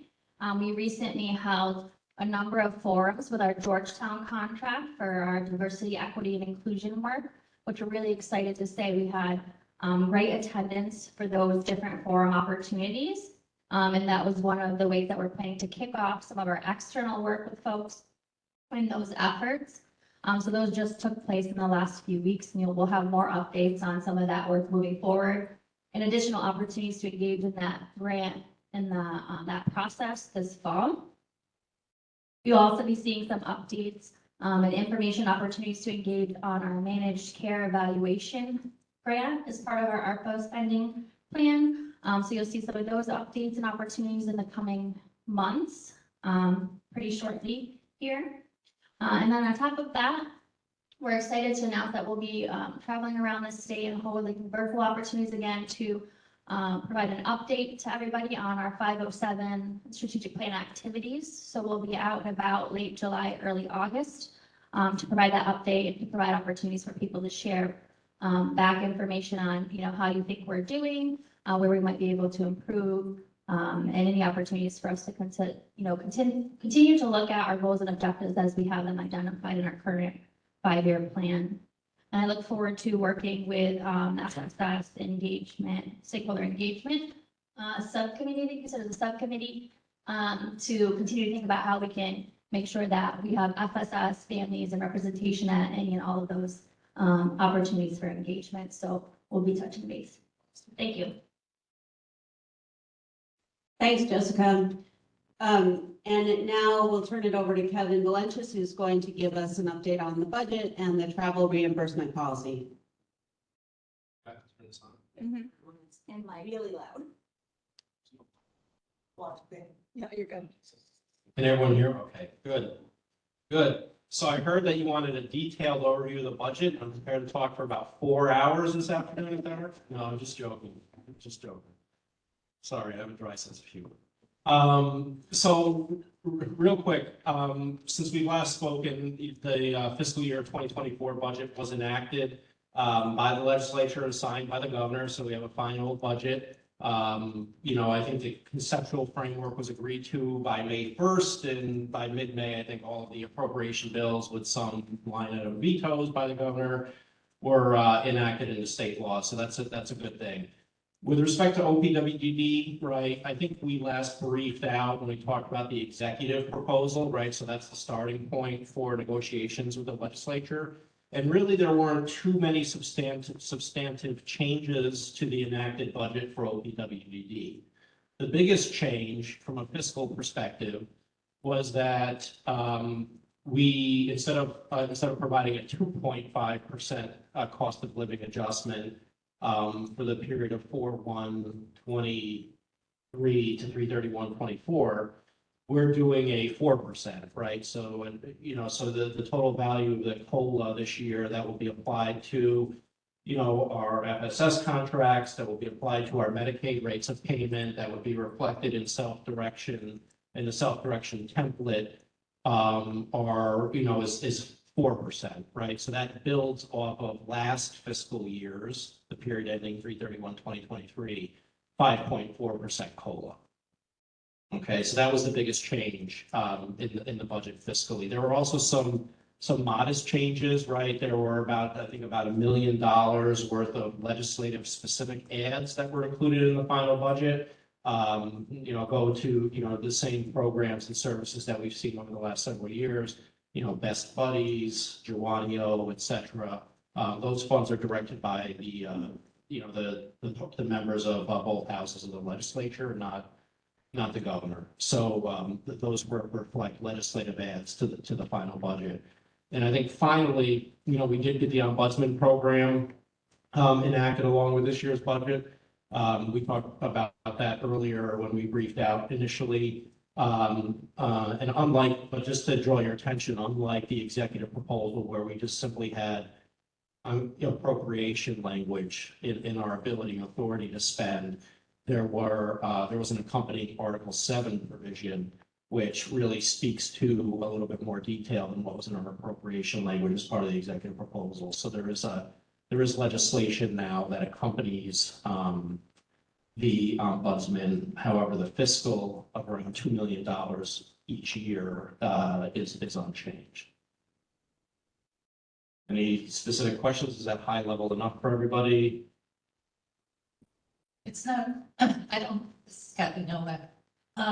It's not so much a question, but a comment.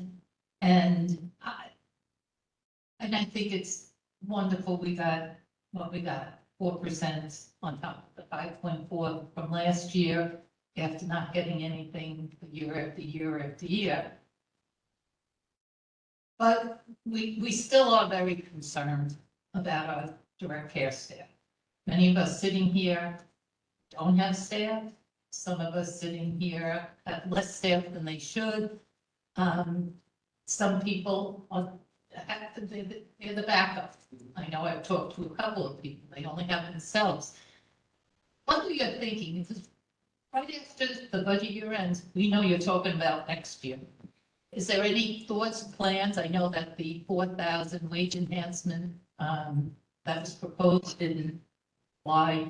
So as far as OPW is concerned, what are your thoughts for next year to help with this? Yep, so there's a couple things there, and thank you for your comment, Kathy. So there's a few things that we're trying to unpack, right? One is how are agencies using the COLA monies? So as part of the 5.4% COLA, and we're analyzing the results that we received to date, we set out a different type of certification, right? Normally, the state law that enables the COLA requires that the nonprofits certify that they're going to comply with state law. And typically, that's what the certification said. I, Kevin Valentis, agreed I'm going to follow state law, and there's really no kind of follow-up to that. So one of the things that we wanted to do, especially given the concerns around the direct care staff, was to understand from each of the provider agencies who are required to submit an attestation or a certification document. We had a little bit more of an involved process, and we're going to continue that for the 4% too.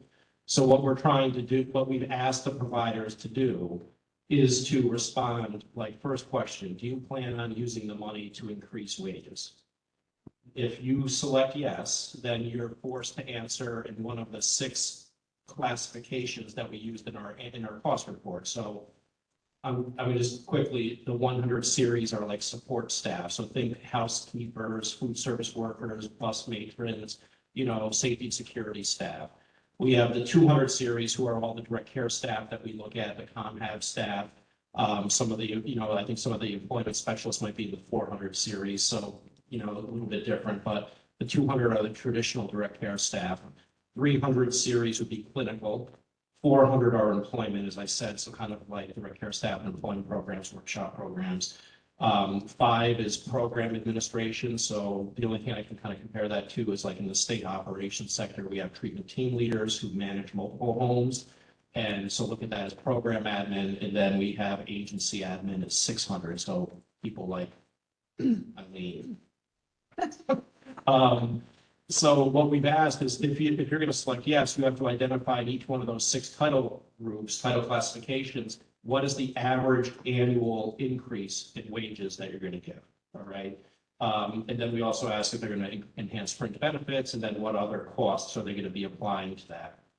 And that really centers around the requirement of the law that providers first address critical operating needs before they apply the COLA to other things like executive compensation or something like that. Not suggesting anyone does that, but that's just how the COLA language is written.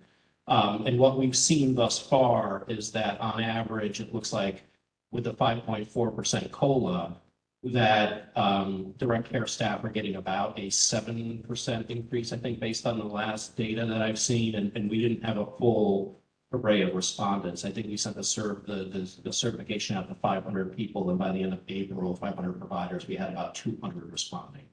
So they still had additional time to, provide that information was due at the end of May. So again, we're still compiling and analyzing that. But based on those initial results through April, we had about a 7% increase in direct care staff, and I think about a 4 to 5% across the board everywhere else. And so similarly, right, that's the type of, document that we want to start to get to understand how the providers are using that as opposed to waiting to the cost report. So to your question, part of it is getting some baseline information about how those funds are being used. And again, we'll continue that for the 4% COLA. We may even add some more details in there about what's your average starting wage, just so that we're able to get a sense of how agencies are, kind of using that money.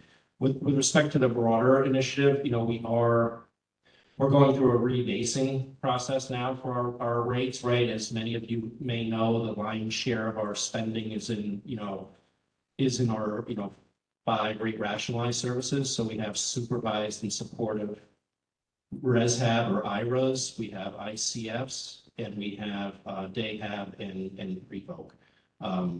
And so site-based Prevoke. And so those services are going through the process consistent with our federal authorities. We have to rebase them that by no later than 7/1/24. So what we're doing now is we're trying to determine what cost report year we can use. And we're going, the most recent CFR cost report period that was due as of June 1st was for calendar year 2022. And so what we're trying to do is kind of pend any of our analyses until we can confirm.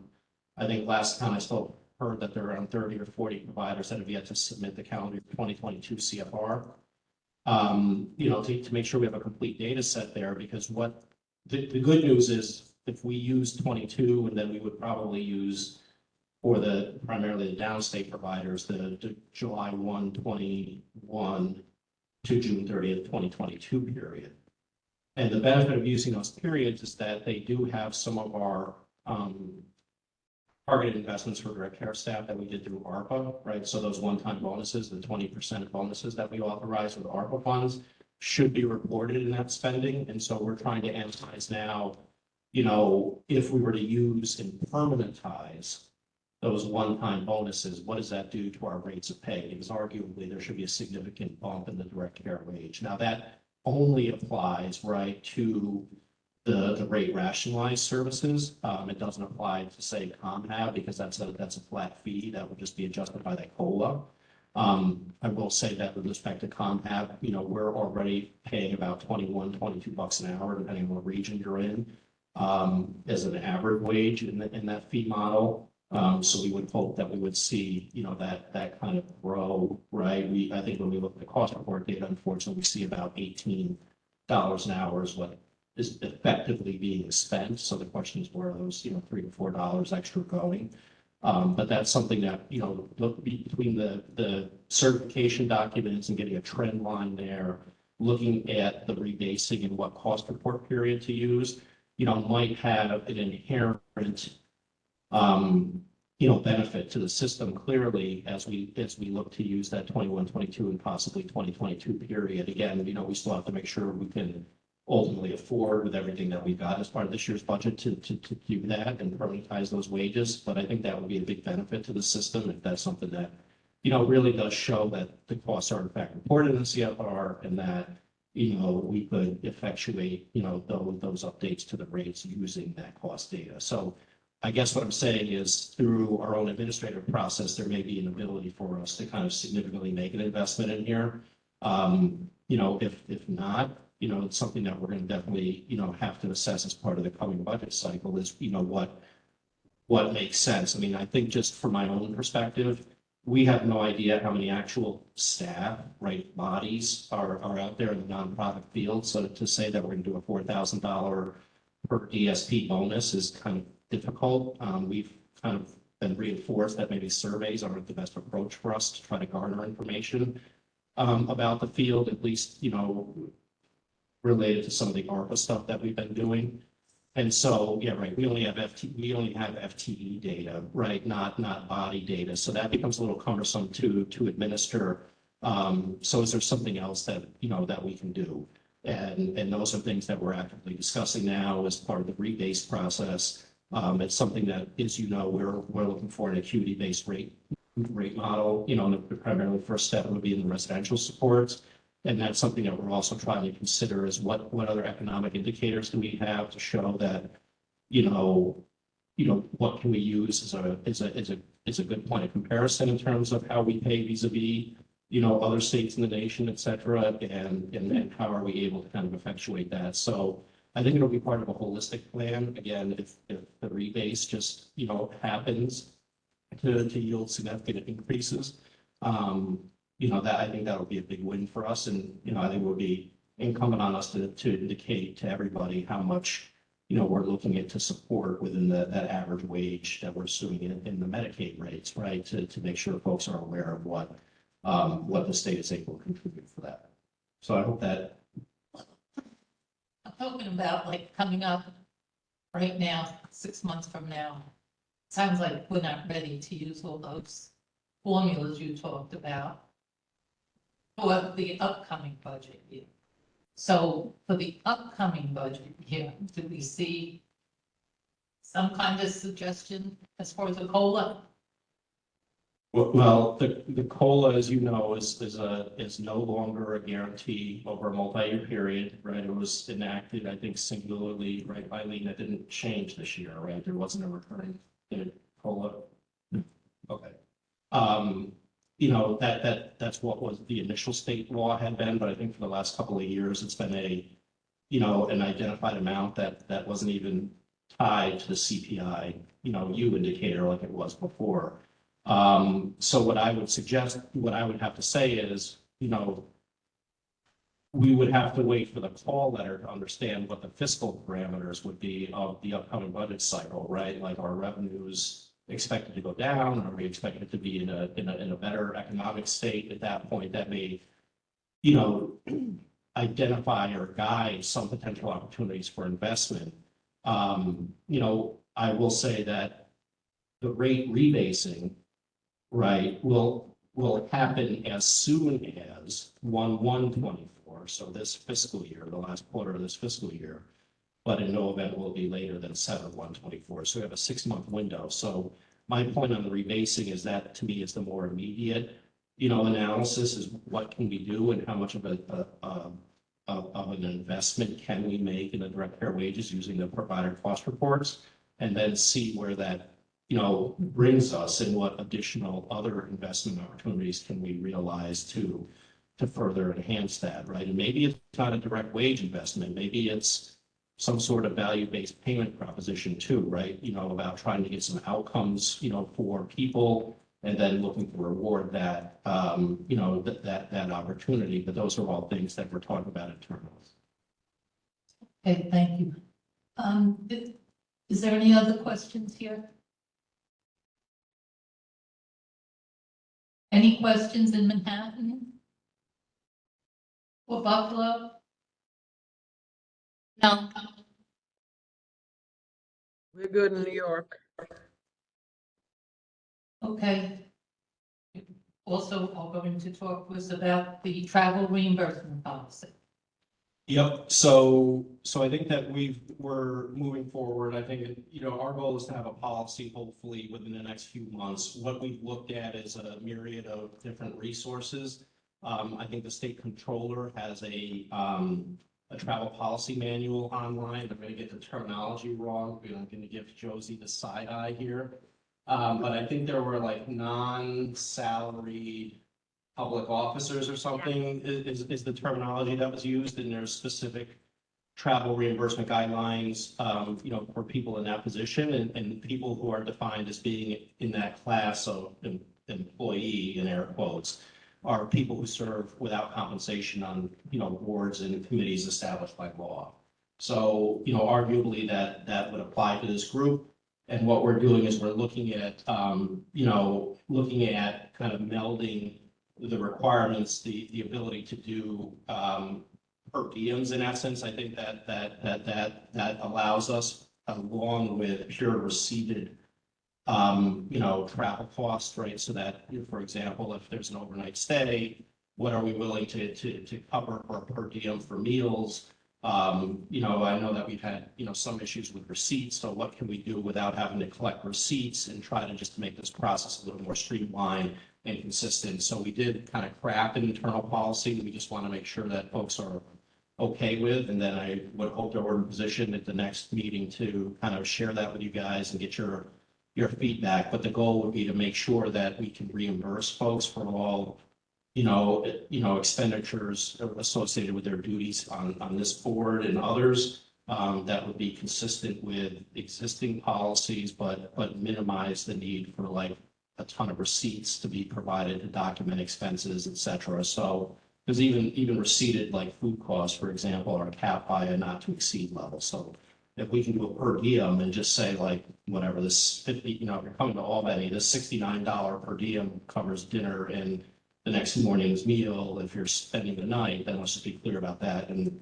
receipted or unreceipted, that's what we're able to give to folks who are traveling. So that's really kind of where we're at with that, and just want to make sure that, it's something that we can operationalize pretty quickly for you all, and would still provide support to like help with, room scheduling and things like that. Also talking about like cost of traveling to and from, like if people have to take the train, what are we going to be, what are we able to do for that? So those are all the types of nuances that we're looking at to finalize that travel policy. And our goal will be to have something for you guys to react to at the next quarterly meeting.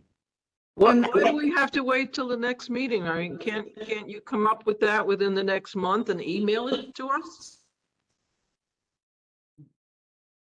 Yeah, I think what we were doing in the meantime was just going to follow the current process, which is kind of like give us what receipts you have, and we would recognize that. I think that's why, Josie went forward. But if you guys don't want to discuss it and we could just send it out, we could just make sure that, everyone's on board with it and email it to you all. I just want to let everybody know the policy that Kevin's talking about really doesn't change anything for you guys, but it's going to make your reimbursement go faster, because we have a policy that when the comptroller comes to us and says, why are we reimbursing this? We can show them the policy. So it still has me booking hotel rooms for people that it's necessary for. I'm still getting train tickets if it's necessary, but it's going to say, for your mileage between this and this, you get mileage at this dollar amount. It's just going to solidify things. So no one's going to be losing money. I don't want anyone to panic. What about per diem? Do you have the dollar amount on the per diem? That's something I currently do not have, which is holding up part of reimbursements. So that's just one of the small things that have to work out. That probably ends up being a benefit for you guys that you're not experiencing now. But can't Kevin get that for us? Yes, we just don't have it today. Yeah, and Mary, I think it's why we wanted to at least preview, right, that this policy is being worked on, have an opportunity to share that with folks, and certainly to the extent that folks have questions or need clarification, we would provide that opportunity. If we were to send something out in writing, I would imagine that folks would probably still have questions, which obviously would probably spill into a more, deliberate discussion at the next quarterly meeting. But I think certainly, Kathy and Gail, if you want to just regroup with members and understand a preference and let us know, we can certainly, do either or, not to speak for you, Kevin. Crystal here in Buffalo. I do have concerns about this, because for me to travel from Wellsville, New York to Albany, that's a 5-hour trip just one way. So it's a 10-hour trip. And I know others are staying on the night for like a 2-hour trip and things like that. So I end up spending the night twice. I spend the night before the meeting and then afterwards, because we get out so late, that I end up staying twice. And if you book the hotel room, I get one stay there. But that's a lot on me. So for today, I chose to drive up last night. I spent the night in a hotel and then attended this meeting, because that's a 2-hour trip for me, versus having, that's a total of 4 hours versus me having to do a total of 10 hours for a trip. I think there should be some considerations for those of us who have to drive excessively just to attend a meeting and get a hotel cost covered and whatnot, because having to drive a total of 10 hours for one hotel stay, it's a lot. It's a lot for a volunteer.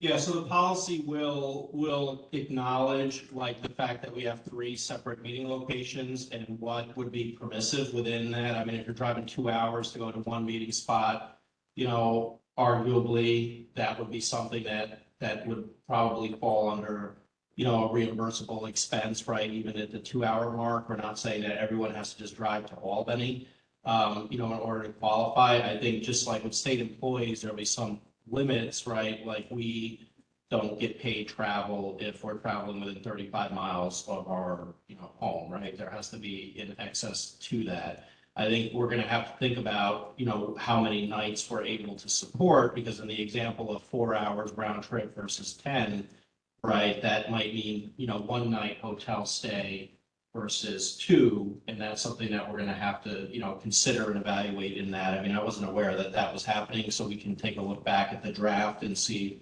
how that addresses that. But I think that's why we want to be able to kind of preview, you know, this with you, because, you know, we'll have the actual per diems in there, which do change because they're subject to the federal government's per diem limits, and, you know, they are updated annually, as are, you know, mileage reimbursement rates, et cetera. So we just want to have that policy in place that formalizes and solidifies that, and then, you know, can at least fit with the base year. We can update it every year to identify what those, you know, what those per diems and other allowable expenses are, again, based on the federal GSA standards that OSC holds all of us to.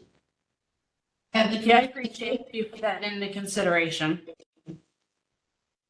Kevin, I think the issue is that everybody, many people, I should say, on this committee is new, and many of our leadership is not new, but fairly new. For some of us who've been on the committee a long time, this was a normal thing. We had per diem, we knew the rates, and I could even get into detail with the people that used to travel when Chris, you know, when she replaced those people. It shouldn't take long. Some of the people on this committee are still waiting for past reimbursements.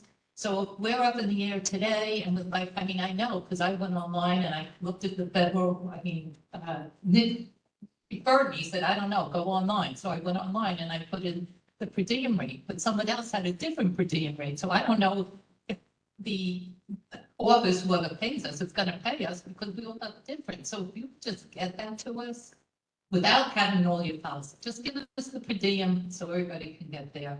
Yeah, I mean, again, it depends on where you're traveling, right? If I'm traveling to New York City, I'm gonna get a different per diem than someone from the city traveling to Albany, right? And that is online. Right, yes, exactly, yeah.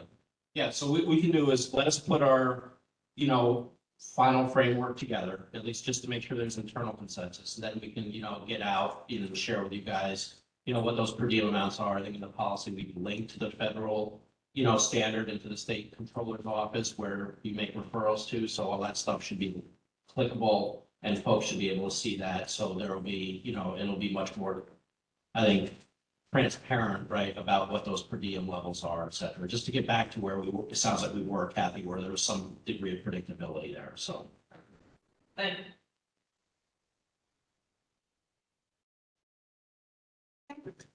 All right, thank you. Next item on the agenda is council update.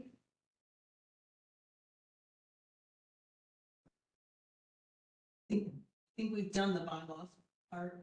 I'm not sure what the slide says on it. I think, and then it's just a reminder for people to complete their conflict of interest forms and get those to Nick, who's keeping track of all of those.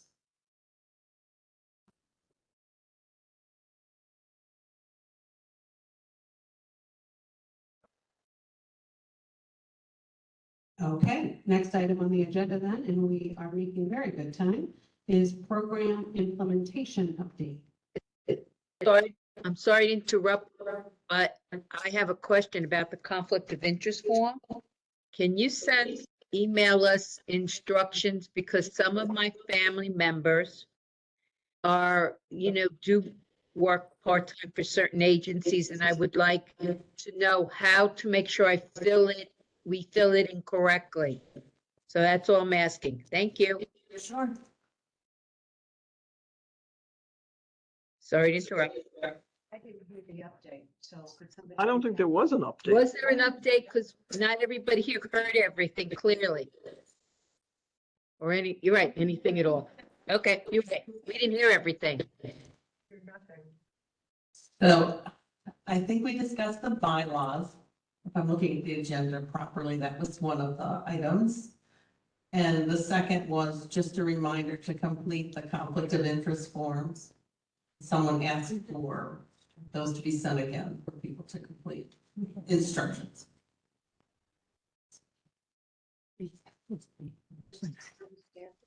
Hi, can you, all right. What did you want to say, Mary? Well, the conflict of interest, I thought we were supposed to be complete by now. Everybody was supposed to have time. Do we have feedback yet where we are? Am I missing something? Some councils had little issues because some of their members were ill and we couldn't go near them. So, but can you, we still want the instructions to be sent, emailed. Thank you. Okay, if there are no further questions for council, we will move on to the program implementation update. Good afternoon, everyone. This is Nick Hobson, statewide FSS coordinator. Can everybody Sorry, hear me? Nick, it's really hard to hear you. Can't hear in you. Virtual world. We can't hear you. All right, I'm gonna speak up then. I have to use my outdoor voice. Good afternoon, this is Nick Hobson, FSS statewide coordinator. Bear with me, I'm gonna go through some of the program implementation updates. But I'm also advancing my own slides, so bear with me if I'm speaking, I may be a little bit off. Somebody can wave at me if I'm not exactly aligned with where I should be.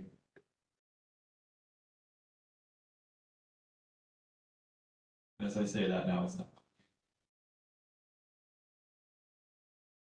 So, I just want to preface this. A lot of the updates that I have for everyone today are based on training that we provided back at the end of May on updates that we made to the FSS Family Reimbursement ADM. So a lot of this is information that you may have already heard, but I do want to preface it by saying this is information that is based on feedback that we received through the statewide committee and through the local councils and through all the various communication chains that make their way to us. So it's really a reflection of things that we've heard from all of you on what people needed clarification on and what people needed to understand better. So we did our best to reflect all of that in the information / training that we provided last month.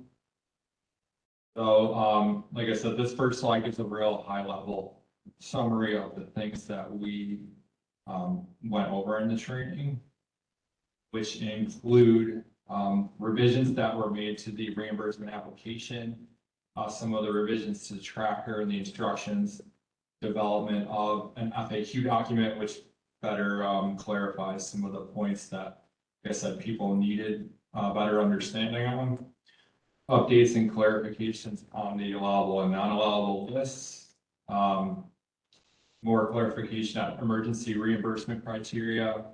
We went into more detail on some of the funding flexibilities around direct purchases, prorating and partial reimbursements. And well, this was really a collaborative effort in terms of both trainings. The May 23rd version was for our regional office, internal OPWDD staff, and then the May 30th version was for our external partners, our providers, care managers, families, and other various stakeholders. So we, like I said, a couple of the high level things that we went over during that training were response to lag and delays in the payment process, review more of the dispute resolution / appeal process. And we clarified more the parameters of FSS funding for participants in both self-direction and those in the CDPAP services. The application specifically, really, these were just a few minor changes I'm gonna go over rather quickly. We didn't have a question that was specific to if an individual is enrolled in Medicaid, so we added that question is now 7A. 7C, we reworded a little bit to be a little bit more broad about if an individual is receiving payments to provide care in the home. So I think it was more CDPAP focused at first. We wanted to broaden that question a little bit more. And then also of note, and this is once again based upon feedback that we got from, we'll say families, care managers, and other groups that came through from our RO staff, was we removed the notice of decision or OPWDD eligibility document as part of the checklist of things to submit with the application.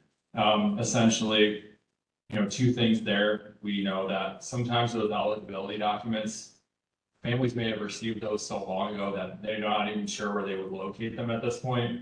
In addition, that is a check that can be done at the regional office end as well if needed. So it really wasn't necessary to continue to ask for something that we realized would be difficult to always be able to easily find. So I'm going to go through these quick because these are some things that are really, I'd say this next section is really geared more toward the provider in general.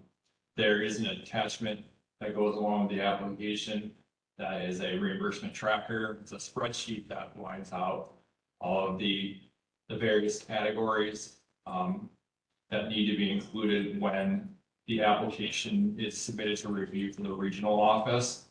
And this took us some time, but we were able to get one comprehensive spreadsheet so that all of those different criteria are met. And like I said, I'm not going to go through all of these, but a lot of we realized over time that there was a lot of information that was critical for us to be able, or for the regional office staff and the providers to be able to thoroughly review the application. So like I said, it took us some time, but we got all of those various pieces of information into one tracking spreadsheet. Like I said, I'm not going to go through all of these, but like I said, this information is all on the website, so you can definitely find it there. We've included all of the new information, new spreadsheets, new applications, FAQs, and all those things. I will say, even though I probably, not to get ahead of myself, but we're also working on the language access piece on some of those documents. So those are something that's forthcoming too, because I'm sure most of you are aware that we've had the application for sure, and I believe a dozen languages. So we're working on making sure that that's available as well. So some of the real quick highlights, I'll call them, of the FAQ, some of the new things that were added to the original FAQ document that was issued in July, I believe July or August of 2022. We have further clarification on the life plan documentation, what's required around that.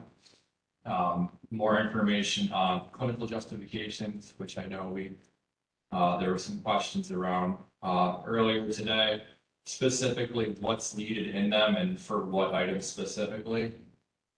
We clarified more on respite reimbursement and waiver status in terms of accessing FSS reimbursement for respite. Once again, we discussed more or clarified more on funding flexibility, which includes some of the things in the UDM about partial reimbursements, direct purchases, and prorating. Once again, more information around emergency reimbursements, and lastly, the more criteria specifically for the individuals who self-direct. So this is a list of the updated allowable and non-allowables. I'm not gonna go through and read all of it to you. I'm gonna, once again, point everybody to the website to say that this is all available. This is the most updated list, as of April 2023. We haven't issued an updated list to this point yet. So what you see on the website, what you see on these slides is the same. And I know it might sound redundant for me to point that out, but I do want to make sure that everyone gets that those are the same in both places. I think the biggest thing you'll see, because I know this is the first time that we've had it publicly on the website, is we categorize things a little bit more. So you'll see on the first slide here, we categorized recreational activities, programs, equipment. So we have, I'd say, a dozen or so things that fall under that category. Then you look at the next slide here, same kind of thing around some of the sensory items. We have those categorized, and then we have several of the other items that were already in the ADM to begin with. Things like respite and camp, et cetera, are still allowable. Our goal with all of this, we wanted to make it easier for people to be able to find what's allowable and what's not allowable. But in addition, moving it, so it's not just all in the ADM, makes it a little easier for us to make changes to the list. And so, like I said, you see some overlap to what's in the ADM, but this document is really the place to go for the most current and updated list. So I do know I've got some questions about, I see certain things on the ADM and they may not align with what's here, but what's on this list is what people should be following. Then some of the non-allowable categories, you see things like healthcare, personal care items, household expenses, travel, transportation. There's some fiscal expenses and some of the duplicative expenses around things that are covered either through the waiver or through Medicaid. And then there's some educational-based services and goods we categorized, as well as some miscellaneous items that we couldn't come up with a better category than miscellaneous. So, the next slide here goes into some of the emergency reimbursement requirements. Like I said, a lot of these things are, I think needed more clarification specifically for providers and the regional office staff, but obviously it's important to have that information available for everyone.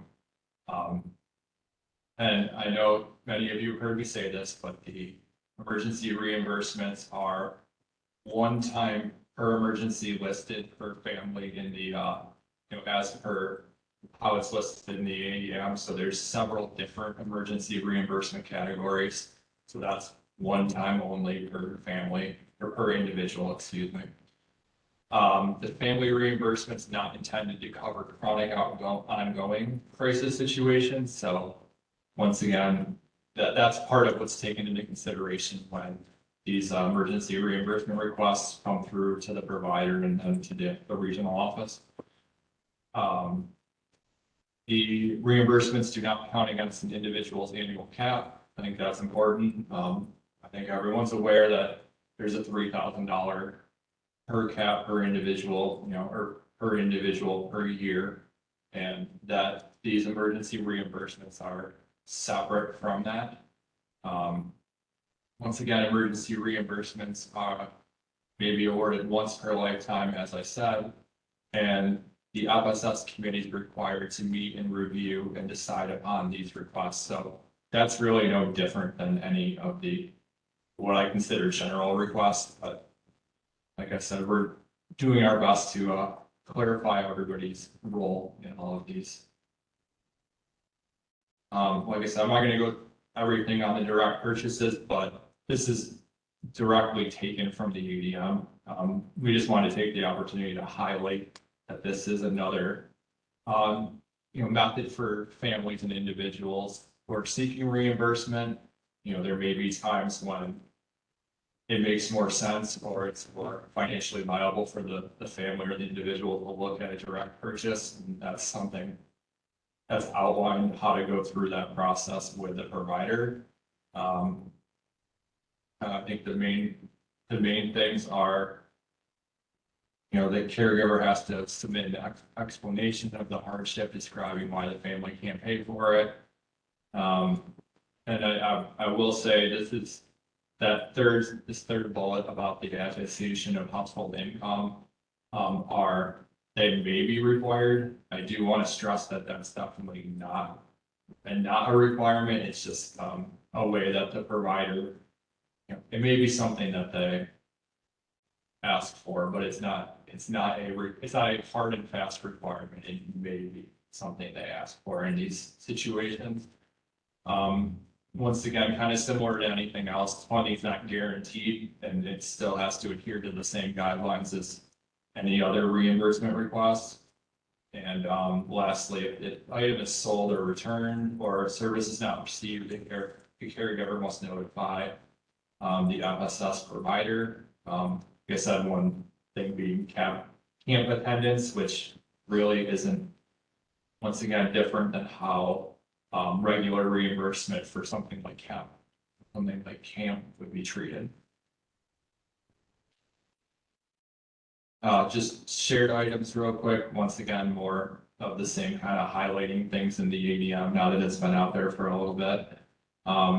You know, items that are shared by others in the household must directly relate to the needs of the individual and must be prorated based on the number of residents in the house. So if you're an extra period in there, but again, we're just highlighting some of the things that are in the ADM and they're not new.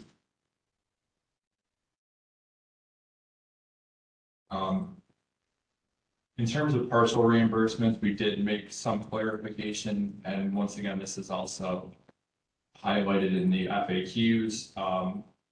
As a state paid service, any goods or services must be cost effective, meaning whenever a comparable item is available at a lesser cost, that must be purchased or utilized, and partial reimbursements for goods and services are at the discretion of the provider. So I think the best, or one of the easier examples is once again around camp. So if camp costs $5,000 and, you know, a family submits for that reimbursement, then the provider, you know, at their discretion can provide up to $3,000 toward that camp expense. Obviously the family or the caregiver is still responsible for the remaining balance, but once again, that's a provider discretion decision.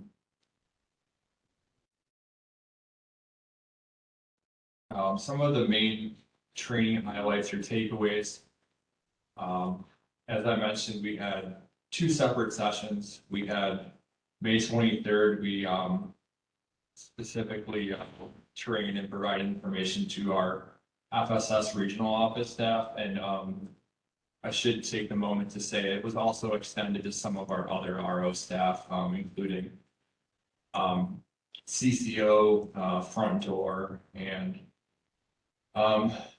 self-direction, and it may have reached some others too, but we specifically targeted those groups too, because as everyone's aware, you know, there's a lot of crossover between FSS and some of those other areas, especially the front door and self-direction. And I think we've made a point over the last year, maybe longer, of really trying to incorporate all of those other parts of the agency so that everyone's on the same page with FSS. And then the following week on the 30th, as said, we rolled out the training to providers, stakeholders, and care managers. And like I said, we provided technical support and guidance on those revised documents, clarified on the FAQs again, and we had some reinforcement of the current service parameters that are already outlined in the ADM. And we will provide the recording of that training and the PowerPoint that's going to be made available on the website. Had a little bit of a technical difficulty around the recording, so that's why there's a little bit of a delay, but as soon as those things are available, they will be in the same place on the website where you find every other FSS ADM related document. So like I said, we will be getting that out to everyone soon. Like we said, we discussed some of the delays that we realized have come up over the past, say, close to a year now that the ADM has officially been out there. Following the effective date of the implementation, we definitely heard concerns from providers, caregivers about the timeliness of the request process and delays with the receipt of reimbursements. We just wanted to stress again, like with any new program or significant change, there's going to be a learning curve. And like I said, throughout the initial, well, now we're closer to almost a year period since the program was redesigned. We're still working through a lot of those learning curves, but that's why, once again, I'll stress the importance of having these meetings and having the discussions we have and having the communication flow to us in various ways. Is that we're always looking to make changes and make this work as well as possible for everyone. And throughout this past year roughly now, we've had regional office and central office staff have been working proactively and diligently to streamline decision making. And I think, and I don't know how many of you have looked especially at the FAQs or some of the other say change in directions we've made over the past year, but I think that all ties back to our continual commitment to making things work better and to streamlining the processes. Lastly, providers and regional office staff have been encouraged to use their discretion based on the ADM parameters and provide guidance in order to respond directly to the needs of those who are utilizing the program and the services. So and I think I'll point to the allowable and non-allowable list, where that list is helping everyone to be able to see, these are what's allowed and what's not allowed. It's also giving our regional office staff and our providers more ability to look at things as they come and be able to make a quicker determination. And so all of that will lead to things getting processed more quickly, because we do recognize we don't want things to take months in order to make a determination. So my belief is we're moving in a better direction there with having a more concrete list of this is what's allowed, this is what's allowed. Quickly, I'm going to just go through the reconsideration process. This is once again based on what's in the ADM. If a provider upholds the denial after the reconsideration process, then the notice must state the individual has 7 days, apologies, to respond to the DDRO. I'm sorry, they have, let me back up, they have 7 days from the receipt of the notice from the provider to then respond to the regional office for a reconsideration. And part of that reconsideration, the letter that they received from the provider has to have the RO information. And at the end of the presentation, we actually do have the, each regional office now has their own FSS shared email. So we're also going to make sure everybody knows that, because that way that should be included in what is received by the families, but just another way to make sure people are getting information. And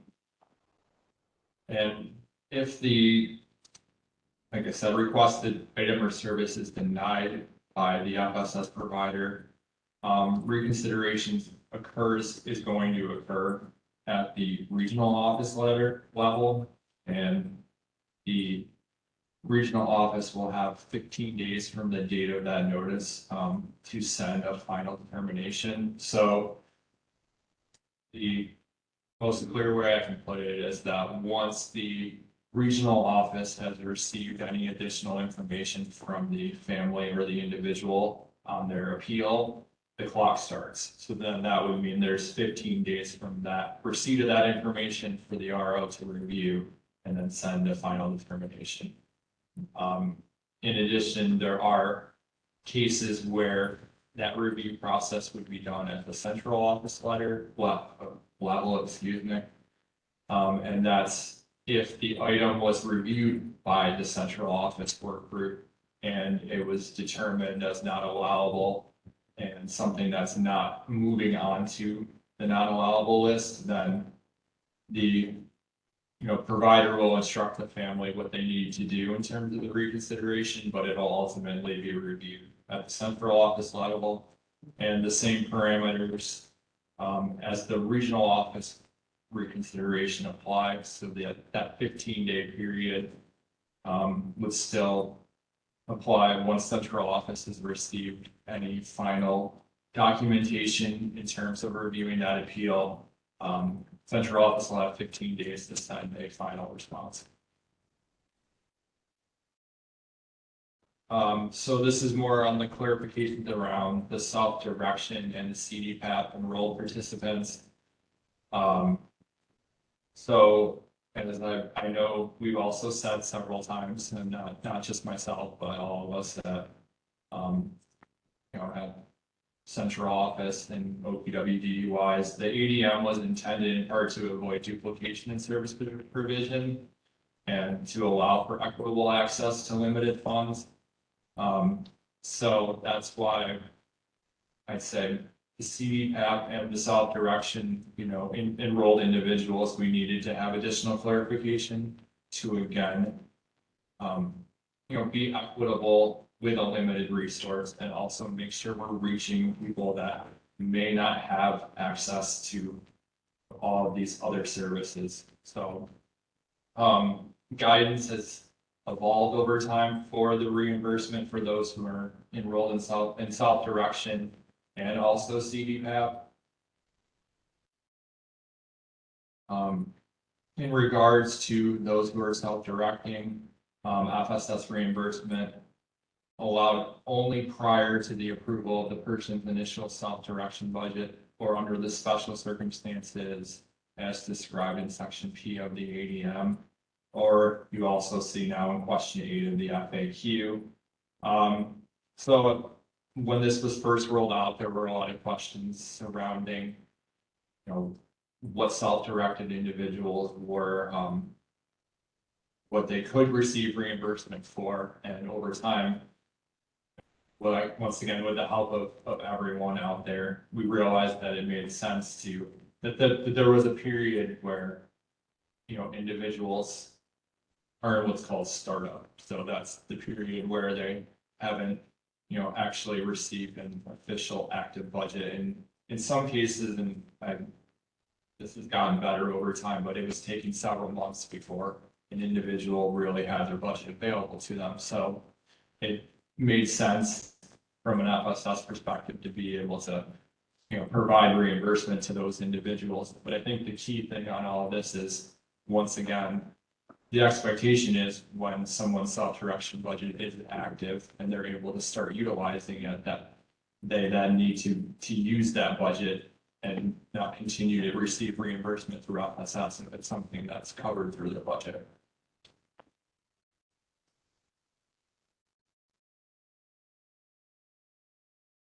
And then in terms of the CDPAP enrolled individuals, once again, paid caregivers aren't eligible for family reimbursement, but family caregivers who provide CDPAP to a person they live with would be ineligible for FSS family reimbursement. This third bullet, though, is really where we clarified more, because we realized that clarification was needed. When a person receives CDPAP only from one or more staff who live outside of their home, that would make them eligible to apply for family reimbursement. So, like I said, we realized that was an important distinction to make. And so that's why you'll now see that reflected in the updated FAQs.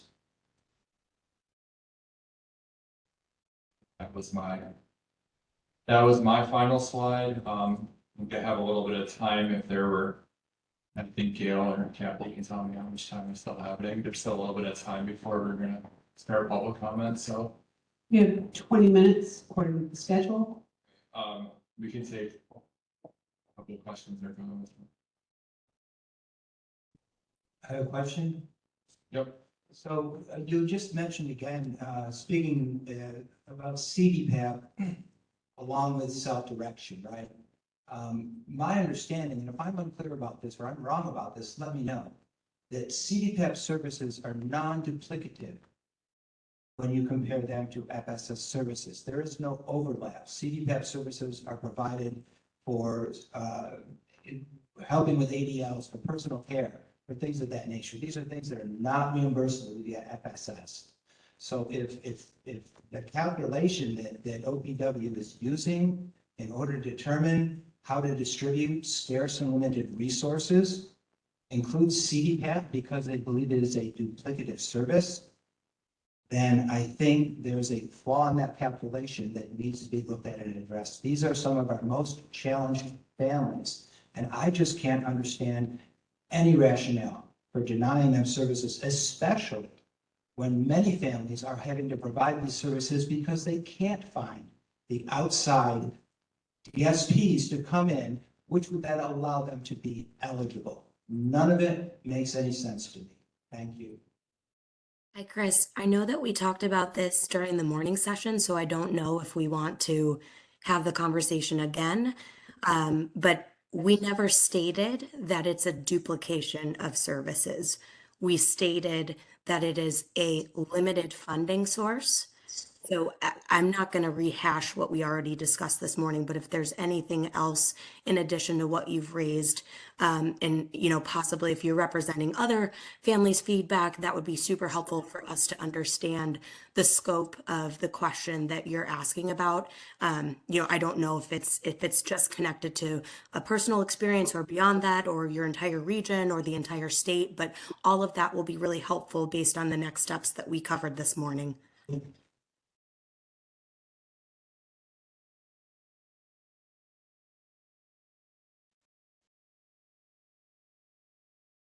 Other questions? Are there any other questions or comments?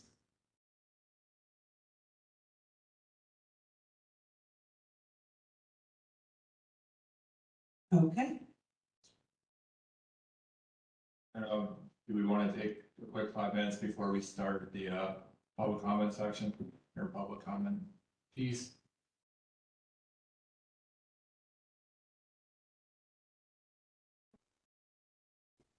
Right. Sure, 5 minutes would be great. Right. Thank you. Thank you.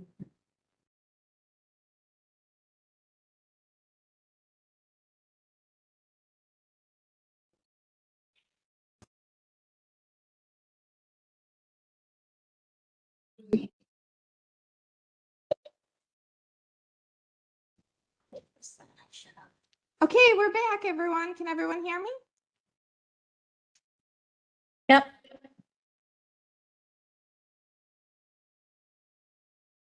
I hear you in Manhattan. Hear you in Buffalo.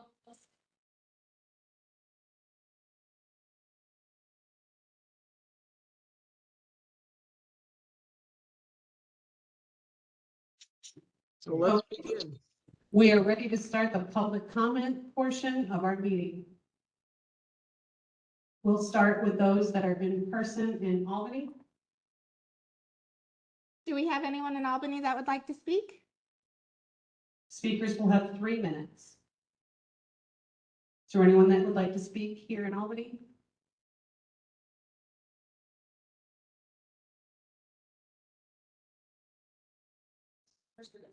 Okay, how about New York City? Do we have anyone in New York City, a member of the public that would like to speak? Yes, we do. Go ahead, Christopher. Yes, good afternoon, everyone.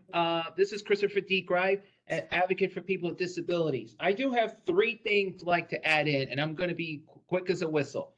One, if you're going to be mentioning, thank you, Mary. One reason I'm going to say is when you mention the OPW website, you tell us there is a PowerPoint to go look. You need to make it a little more easier for people with disabilities because, to be honest with you, your website is very, very hard to get information. And I have to say this because a lot of our advocates out here are saying the same thing. Why is OPWD still in the old time, 20th century or 19th century, which needs to be a little more accessible and more easier access to? That's why we are the councils, like I'm going to say for Brooklyn, I try to do my best to keep the website truly ADA accessible. And I do take comments from people if they want me to add something or help them out. Now, that is one thing. Number two, regarding, if we're going to be talking about reimbursement, like even for state or anything, can we please, as I mentioned before, with the PowerPoints and stuff, if someone else are asking for, can you guys send us an email? Please give us the respect, courtesy to anyone, including an individual or a parent, to get those information out there. Because if you want any one of us to get this information out to the families or to the individuals or to remind our elected officials, we need those tools on that and make it very simple to easiness, because some of us, when we try to hear you or try to understand you, it feels like it's making the train announcements like they always had issues, but now I think the train announcements are much more clear now. The last one I like to remind, then I want to remind everyone here and everyone, next month is Disability Pride Month. The American Disability Act 8833. It's a very important thing to do because we are advocates who have been advocating for maybe since it started in July 26 of 1990. We're reminding that we need to please, encourage our families, encourage everyone to celebrate the 8833 whatever way they want to do it.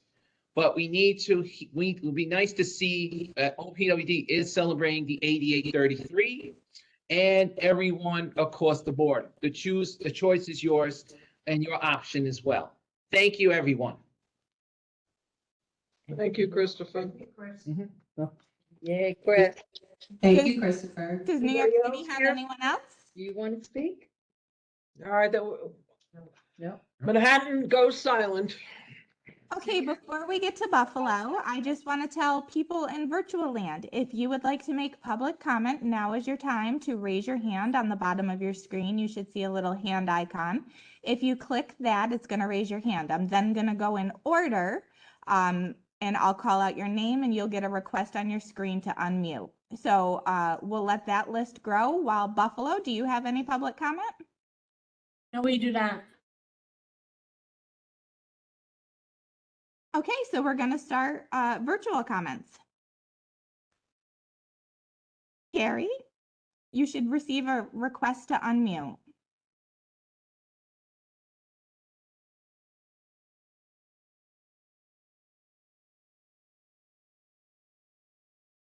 You're unmuted, Carrie. Okay, thank you. I have you on both phone and computer. I apologize because I couldn't hear you on my computer. I have a couple comments as both a parent and a provider, mainly regarding family reimbursement. With the waiver respite, families are enrolled in waiver respite. Some are enrolled because their child attends like an after school respite program or something, but because they're enrolled in waiver respite, all respite requests for family reimbursement are being denied, saying they have to go through waiver respite. The issue is nobody's providing it. There are no agencies. I have denial letters from so many agencies saying we don't have staff, they're on a wait list, that type of thing. So families are not getting reimbursed the respite they're using through FSS, FR, because they're enrolled in waiver respite, but they can't get services. That's one comment.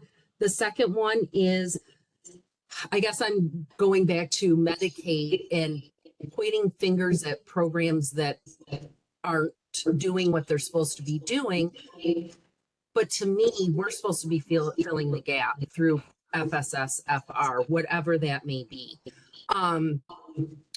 I think it is fiscally responsible to cover items that Medicaid is denying, in that if the child didn't have a disability, for like in my case, he wouldn't have Medicaid. He would be under a normal insurance, that type of thing. And if you're employed and you have good insurance, things will be covered. Medicaid is not covering many medications now, I'm finding. It's financially a burden to families because if they do have complex medical issues. And then my last comment is on the allowable and non-allowable craft supplies.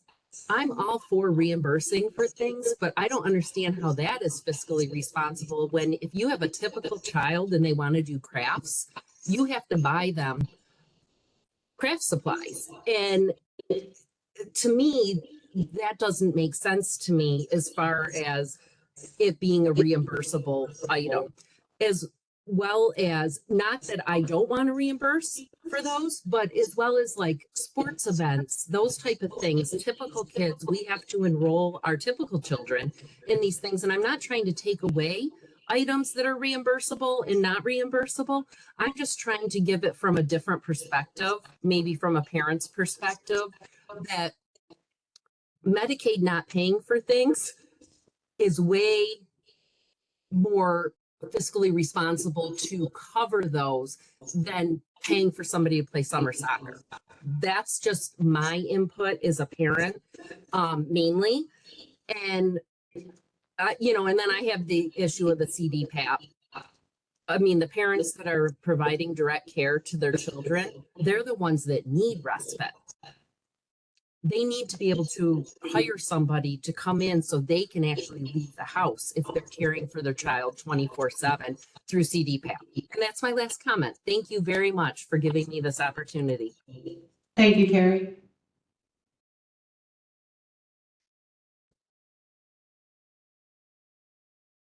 Beth, you should have received.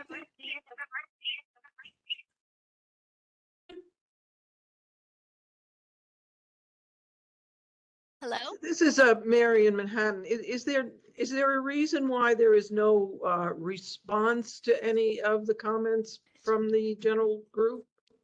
I would hate to think that folks come and they voice concerns and they hear nothing from the powers that be. I'm puzzled by the lack of response. So this is Eileen again. The purpose of public comment is to have the public comment, and then OPWDD then takes those comments back, discusses them, and makes whatever appropriate responses or changes. But the purpose of public comment is not to have a dialogue at this time. We want to make sure that we have enough time for everybody to have public comment, and be assured that we are listening to these comments and taking them back. Thank you. Beth, you should be unmuted. Okay, thank you so much. I'm an FSS coordinator in the Capital Region, and I've been in this position for 11 years after having worked in service coordination for 12 years. When I made the switch from MSC to FSS, one of the things that I loved most was the flexibility that the FSS program offered. Families who had been waiting for years for waiver services could more easily access goods and services that enhanced their ability to provide in-home care to their family members. There were far fewer hoops to jump through, and the program offered a bit of hope to families who often felt desperate and defeated navigating the many systems. Since the release of the FSS ADM last July, I no longer feel that hope for individuals or families, or even for the agencies who support them. I've listened to parents, care managers, and colleagues from other provider agencies who are greatly struggling to understand how this new way of doing business is helping anyone. The application process is cumbersome on all levels. Agency committees are no longer allowed to make final decisions about applications, which in turn affects the turnaround time. Trackers now have 29 columns to complete, and the amount of back and forth to get an application reviewed and possibly approved is becoming unmanageable. If our goal remains to provide a quality of life comparable to similarly situated families without a family member having a developmental disability, something needs to change. We need to listen to the statistics and voices captured in the Family Reimbursement ADM survey. We need to listen to the parents who speak at these meetings and beg for the help that they so desperately need. If we don't, we'll be facing premature or inappropriate out-of-home placement for so many individuals, and the family unity that we are attempting to preserve will be no longer. Thank you.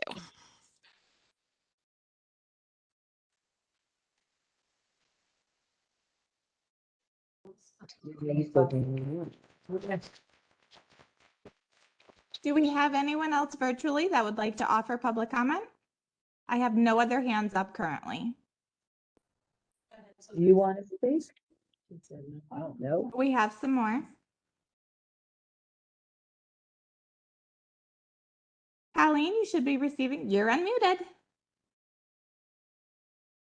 The council in Finger Lakes.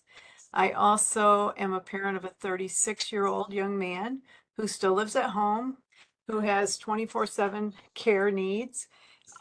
So I am getting CDPAP, so that bumped me out of family reimbursement, as I also sit on 2 family reimbursement committees. The issue I have is right now we can't even get staff to fulfill his self-direction requirements for his ComHab staff. We can't keep staff. He's not an easy young man to work with. And I'm up at night to do his ComHab, or I'm sorry, his CDPAP. I'm up at night. See, I'm tired, right? Okay, because I was up last night. So I'm doing ComHab, I'm doing CDPAP, I'm getting no extra supports from OPWDD in all of this. So I just want to know where these cuts are helping people. And a perfect example, my son is incontinent. So we use Medicaid diapers. The Medicaid diapers are not effective. So I end up using, he's got an over-the-counter card because of our age and he qualifies for that. So we're using the over-the-counter card for liners for the diapers because of the quantity that can't be used. So the over-the-counter card is used strictly for all of those extra things that he might need, like that. But there are still things, he's got extreme dietary condition. He's, you know, all of these other things add up to what we as a family can keep providing him. If we did an out-of-home placement, I can guarantee he would be so drugged up, he would be pretty much not able to function, because that would be the only way someone could maintain him. If they understood, if anyone, I would invite anyone to come into my home and spend a day or two with us and see exactly what we deal with, so that you can know when you're making these rules, how it impacts families who are trying to keep their loved ones at home. So at night, I've changed his bedding. I've changed his bedding, maybe all of it, pillows included, maybe twice in the night, some nights, because of the inferior quality of diapers and the liners combination. He's still wetting the bed. So we do this changing every night. I go through a washing machine and a dryer about every 2 years. And basically I've got a commercial washer. Those are extra burdens on a family that you don't understand when you're saying, oh, you know, that's something I should pay for. I do, but I shouldn't have to reimburse. I shouldn't have to get a washing machine every 2 years because I'm using it probably 10 loads of wash a day for my son. And those are the things that I just would like OPWDD to really take into consideration when they make these cuts. Thank you.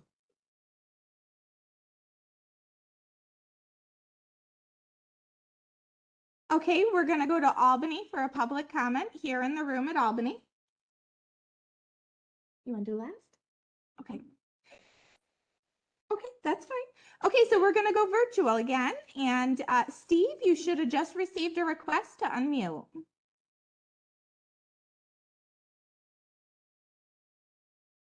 add, I mean, we've done some public things with Carrie and some of your other administrators. And I represent a lot of parents in Mohawk Valley besides that, hundreds probably. And I'm supposed to be retired and I'm not, and I'm doing this I don't charge anybody for this stuff, but I can't begin to tell you how many parents are out there that are not getting services or they're getting inadequate services. And a lot of the presenters and the virtual and public comments have, you know, there's so many of these parents that are out there and they're falling through the cracks. And I'm worried about them. They're exhausted. They're not sure what to do. They're not sure where to go. And everywhere they turn, there's another roadblock. And I would hope that OPWDD finds its way. I think you guys have lost your way, and it's not a direction on any of you individually. I think as a bureaucracy, you've lost your way. And I just, I hope that you guys can correct that and start listening to the parents. This isn't enough. The public comment here isn't enough. It just isn't. And there's too many parents out there, like I said, that they won't even call you because they've given up hope, and that's sad.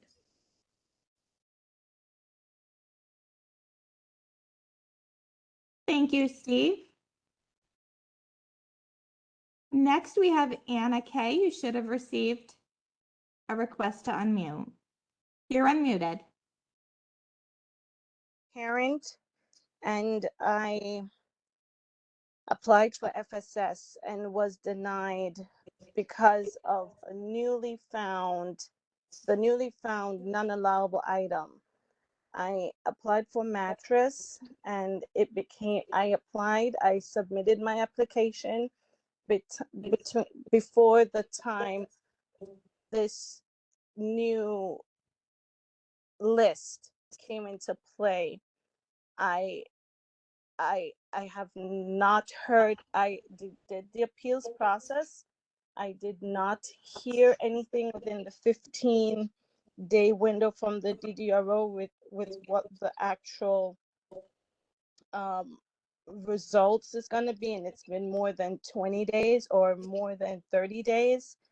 I think it's a disservice to families who submitted every documentation, submitted everything that OPWDD needed, and to now hear, oh, everything is right, but effective immediately, these items become non-allowable. You're denied.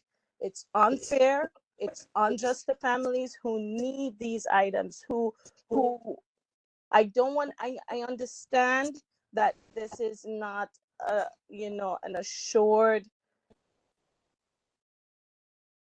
thing. However, OPWDD have to bear in mind when they're coming up with these things to not just make it effective immediately. Families are hurting. I am one of them who has experienced it. I've gone through the appeals process and I've heard nothing.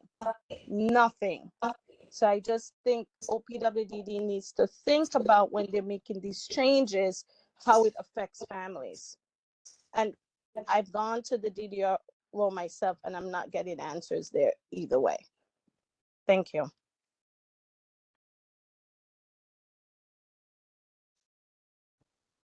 Thank you, Anna Kay. Do we have anyone else virtually that would like to offer comment?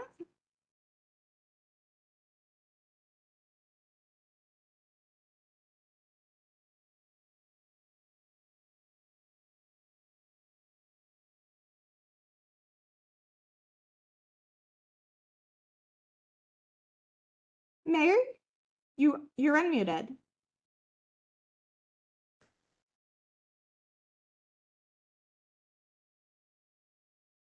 If you're speaking, oh, I think I just heard you. Yeah, hi. Okay, so I'm listening to this meeting and I'm hearing everyone's comments and I'm wondering what's gonna happen after this meeting ends with all the comments that were sent. And like, will the families be able to see change in how the process works, or will everything just stay the same and everyone will just go home to their families and all the people in the group will just go home and forget about it, and the families that have the issues with their kids stay with their kids at home will still have the issues? Will anything be changed?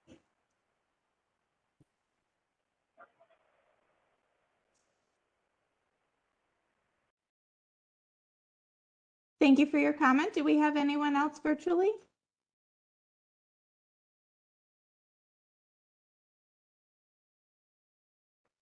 Okay, we're going to come back to the room here in Albany before we end the meeting. We have a public comment here in the room.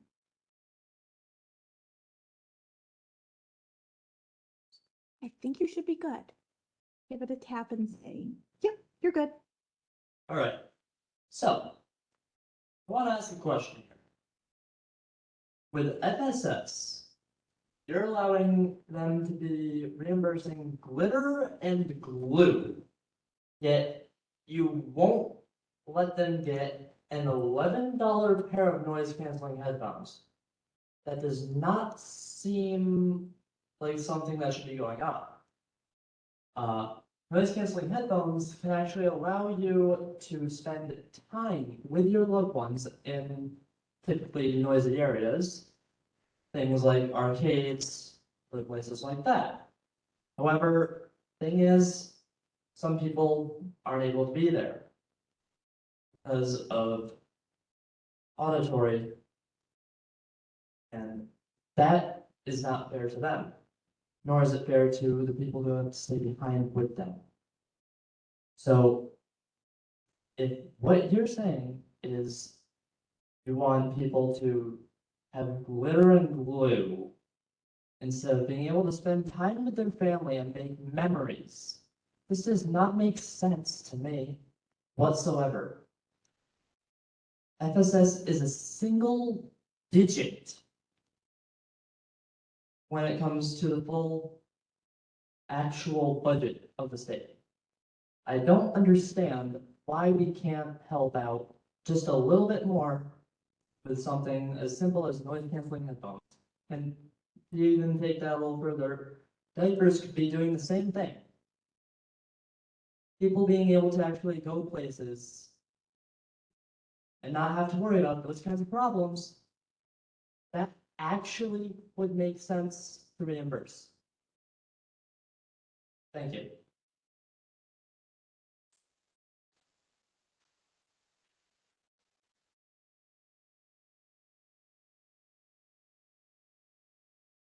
Thank you very much.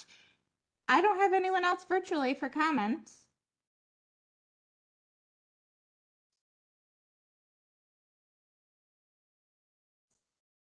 So I think we're good to close the meeting then. All right, this meeting of the FSS Statewide Council is adjourned. Thank you. Thank you, everyone.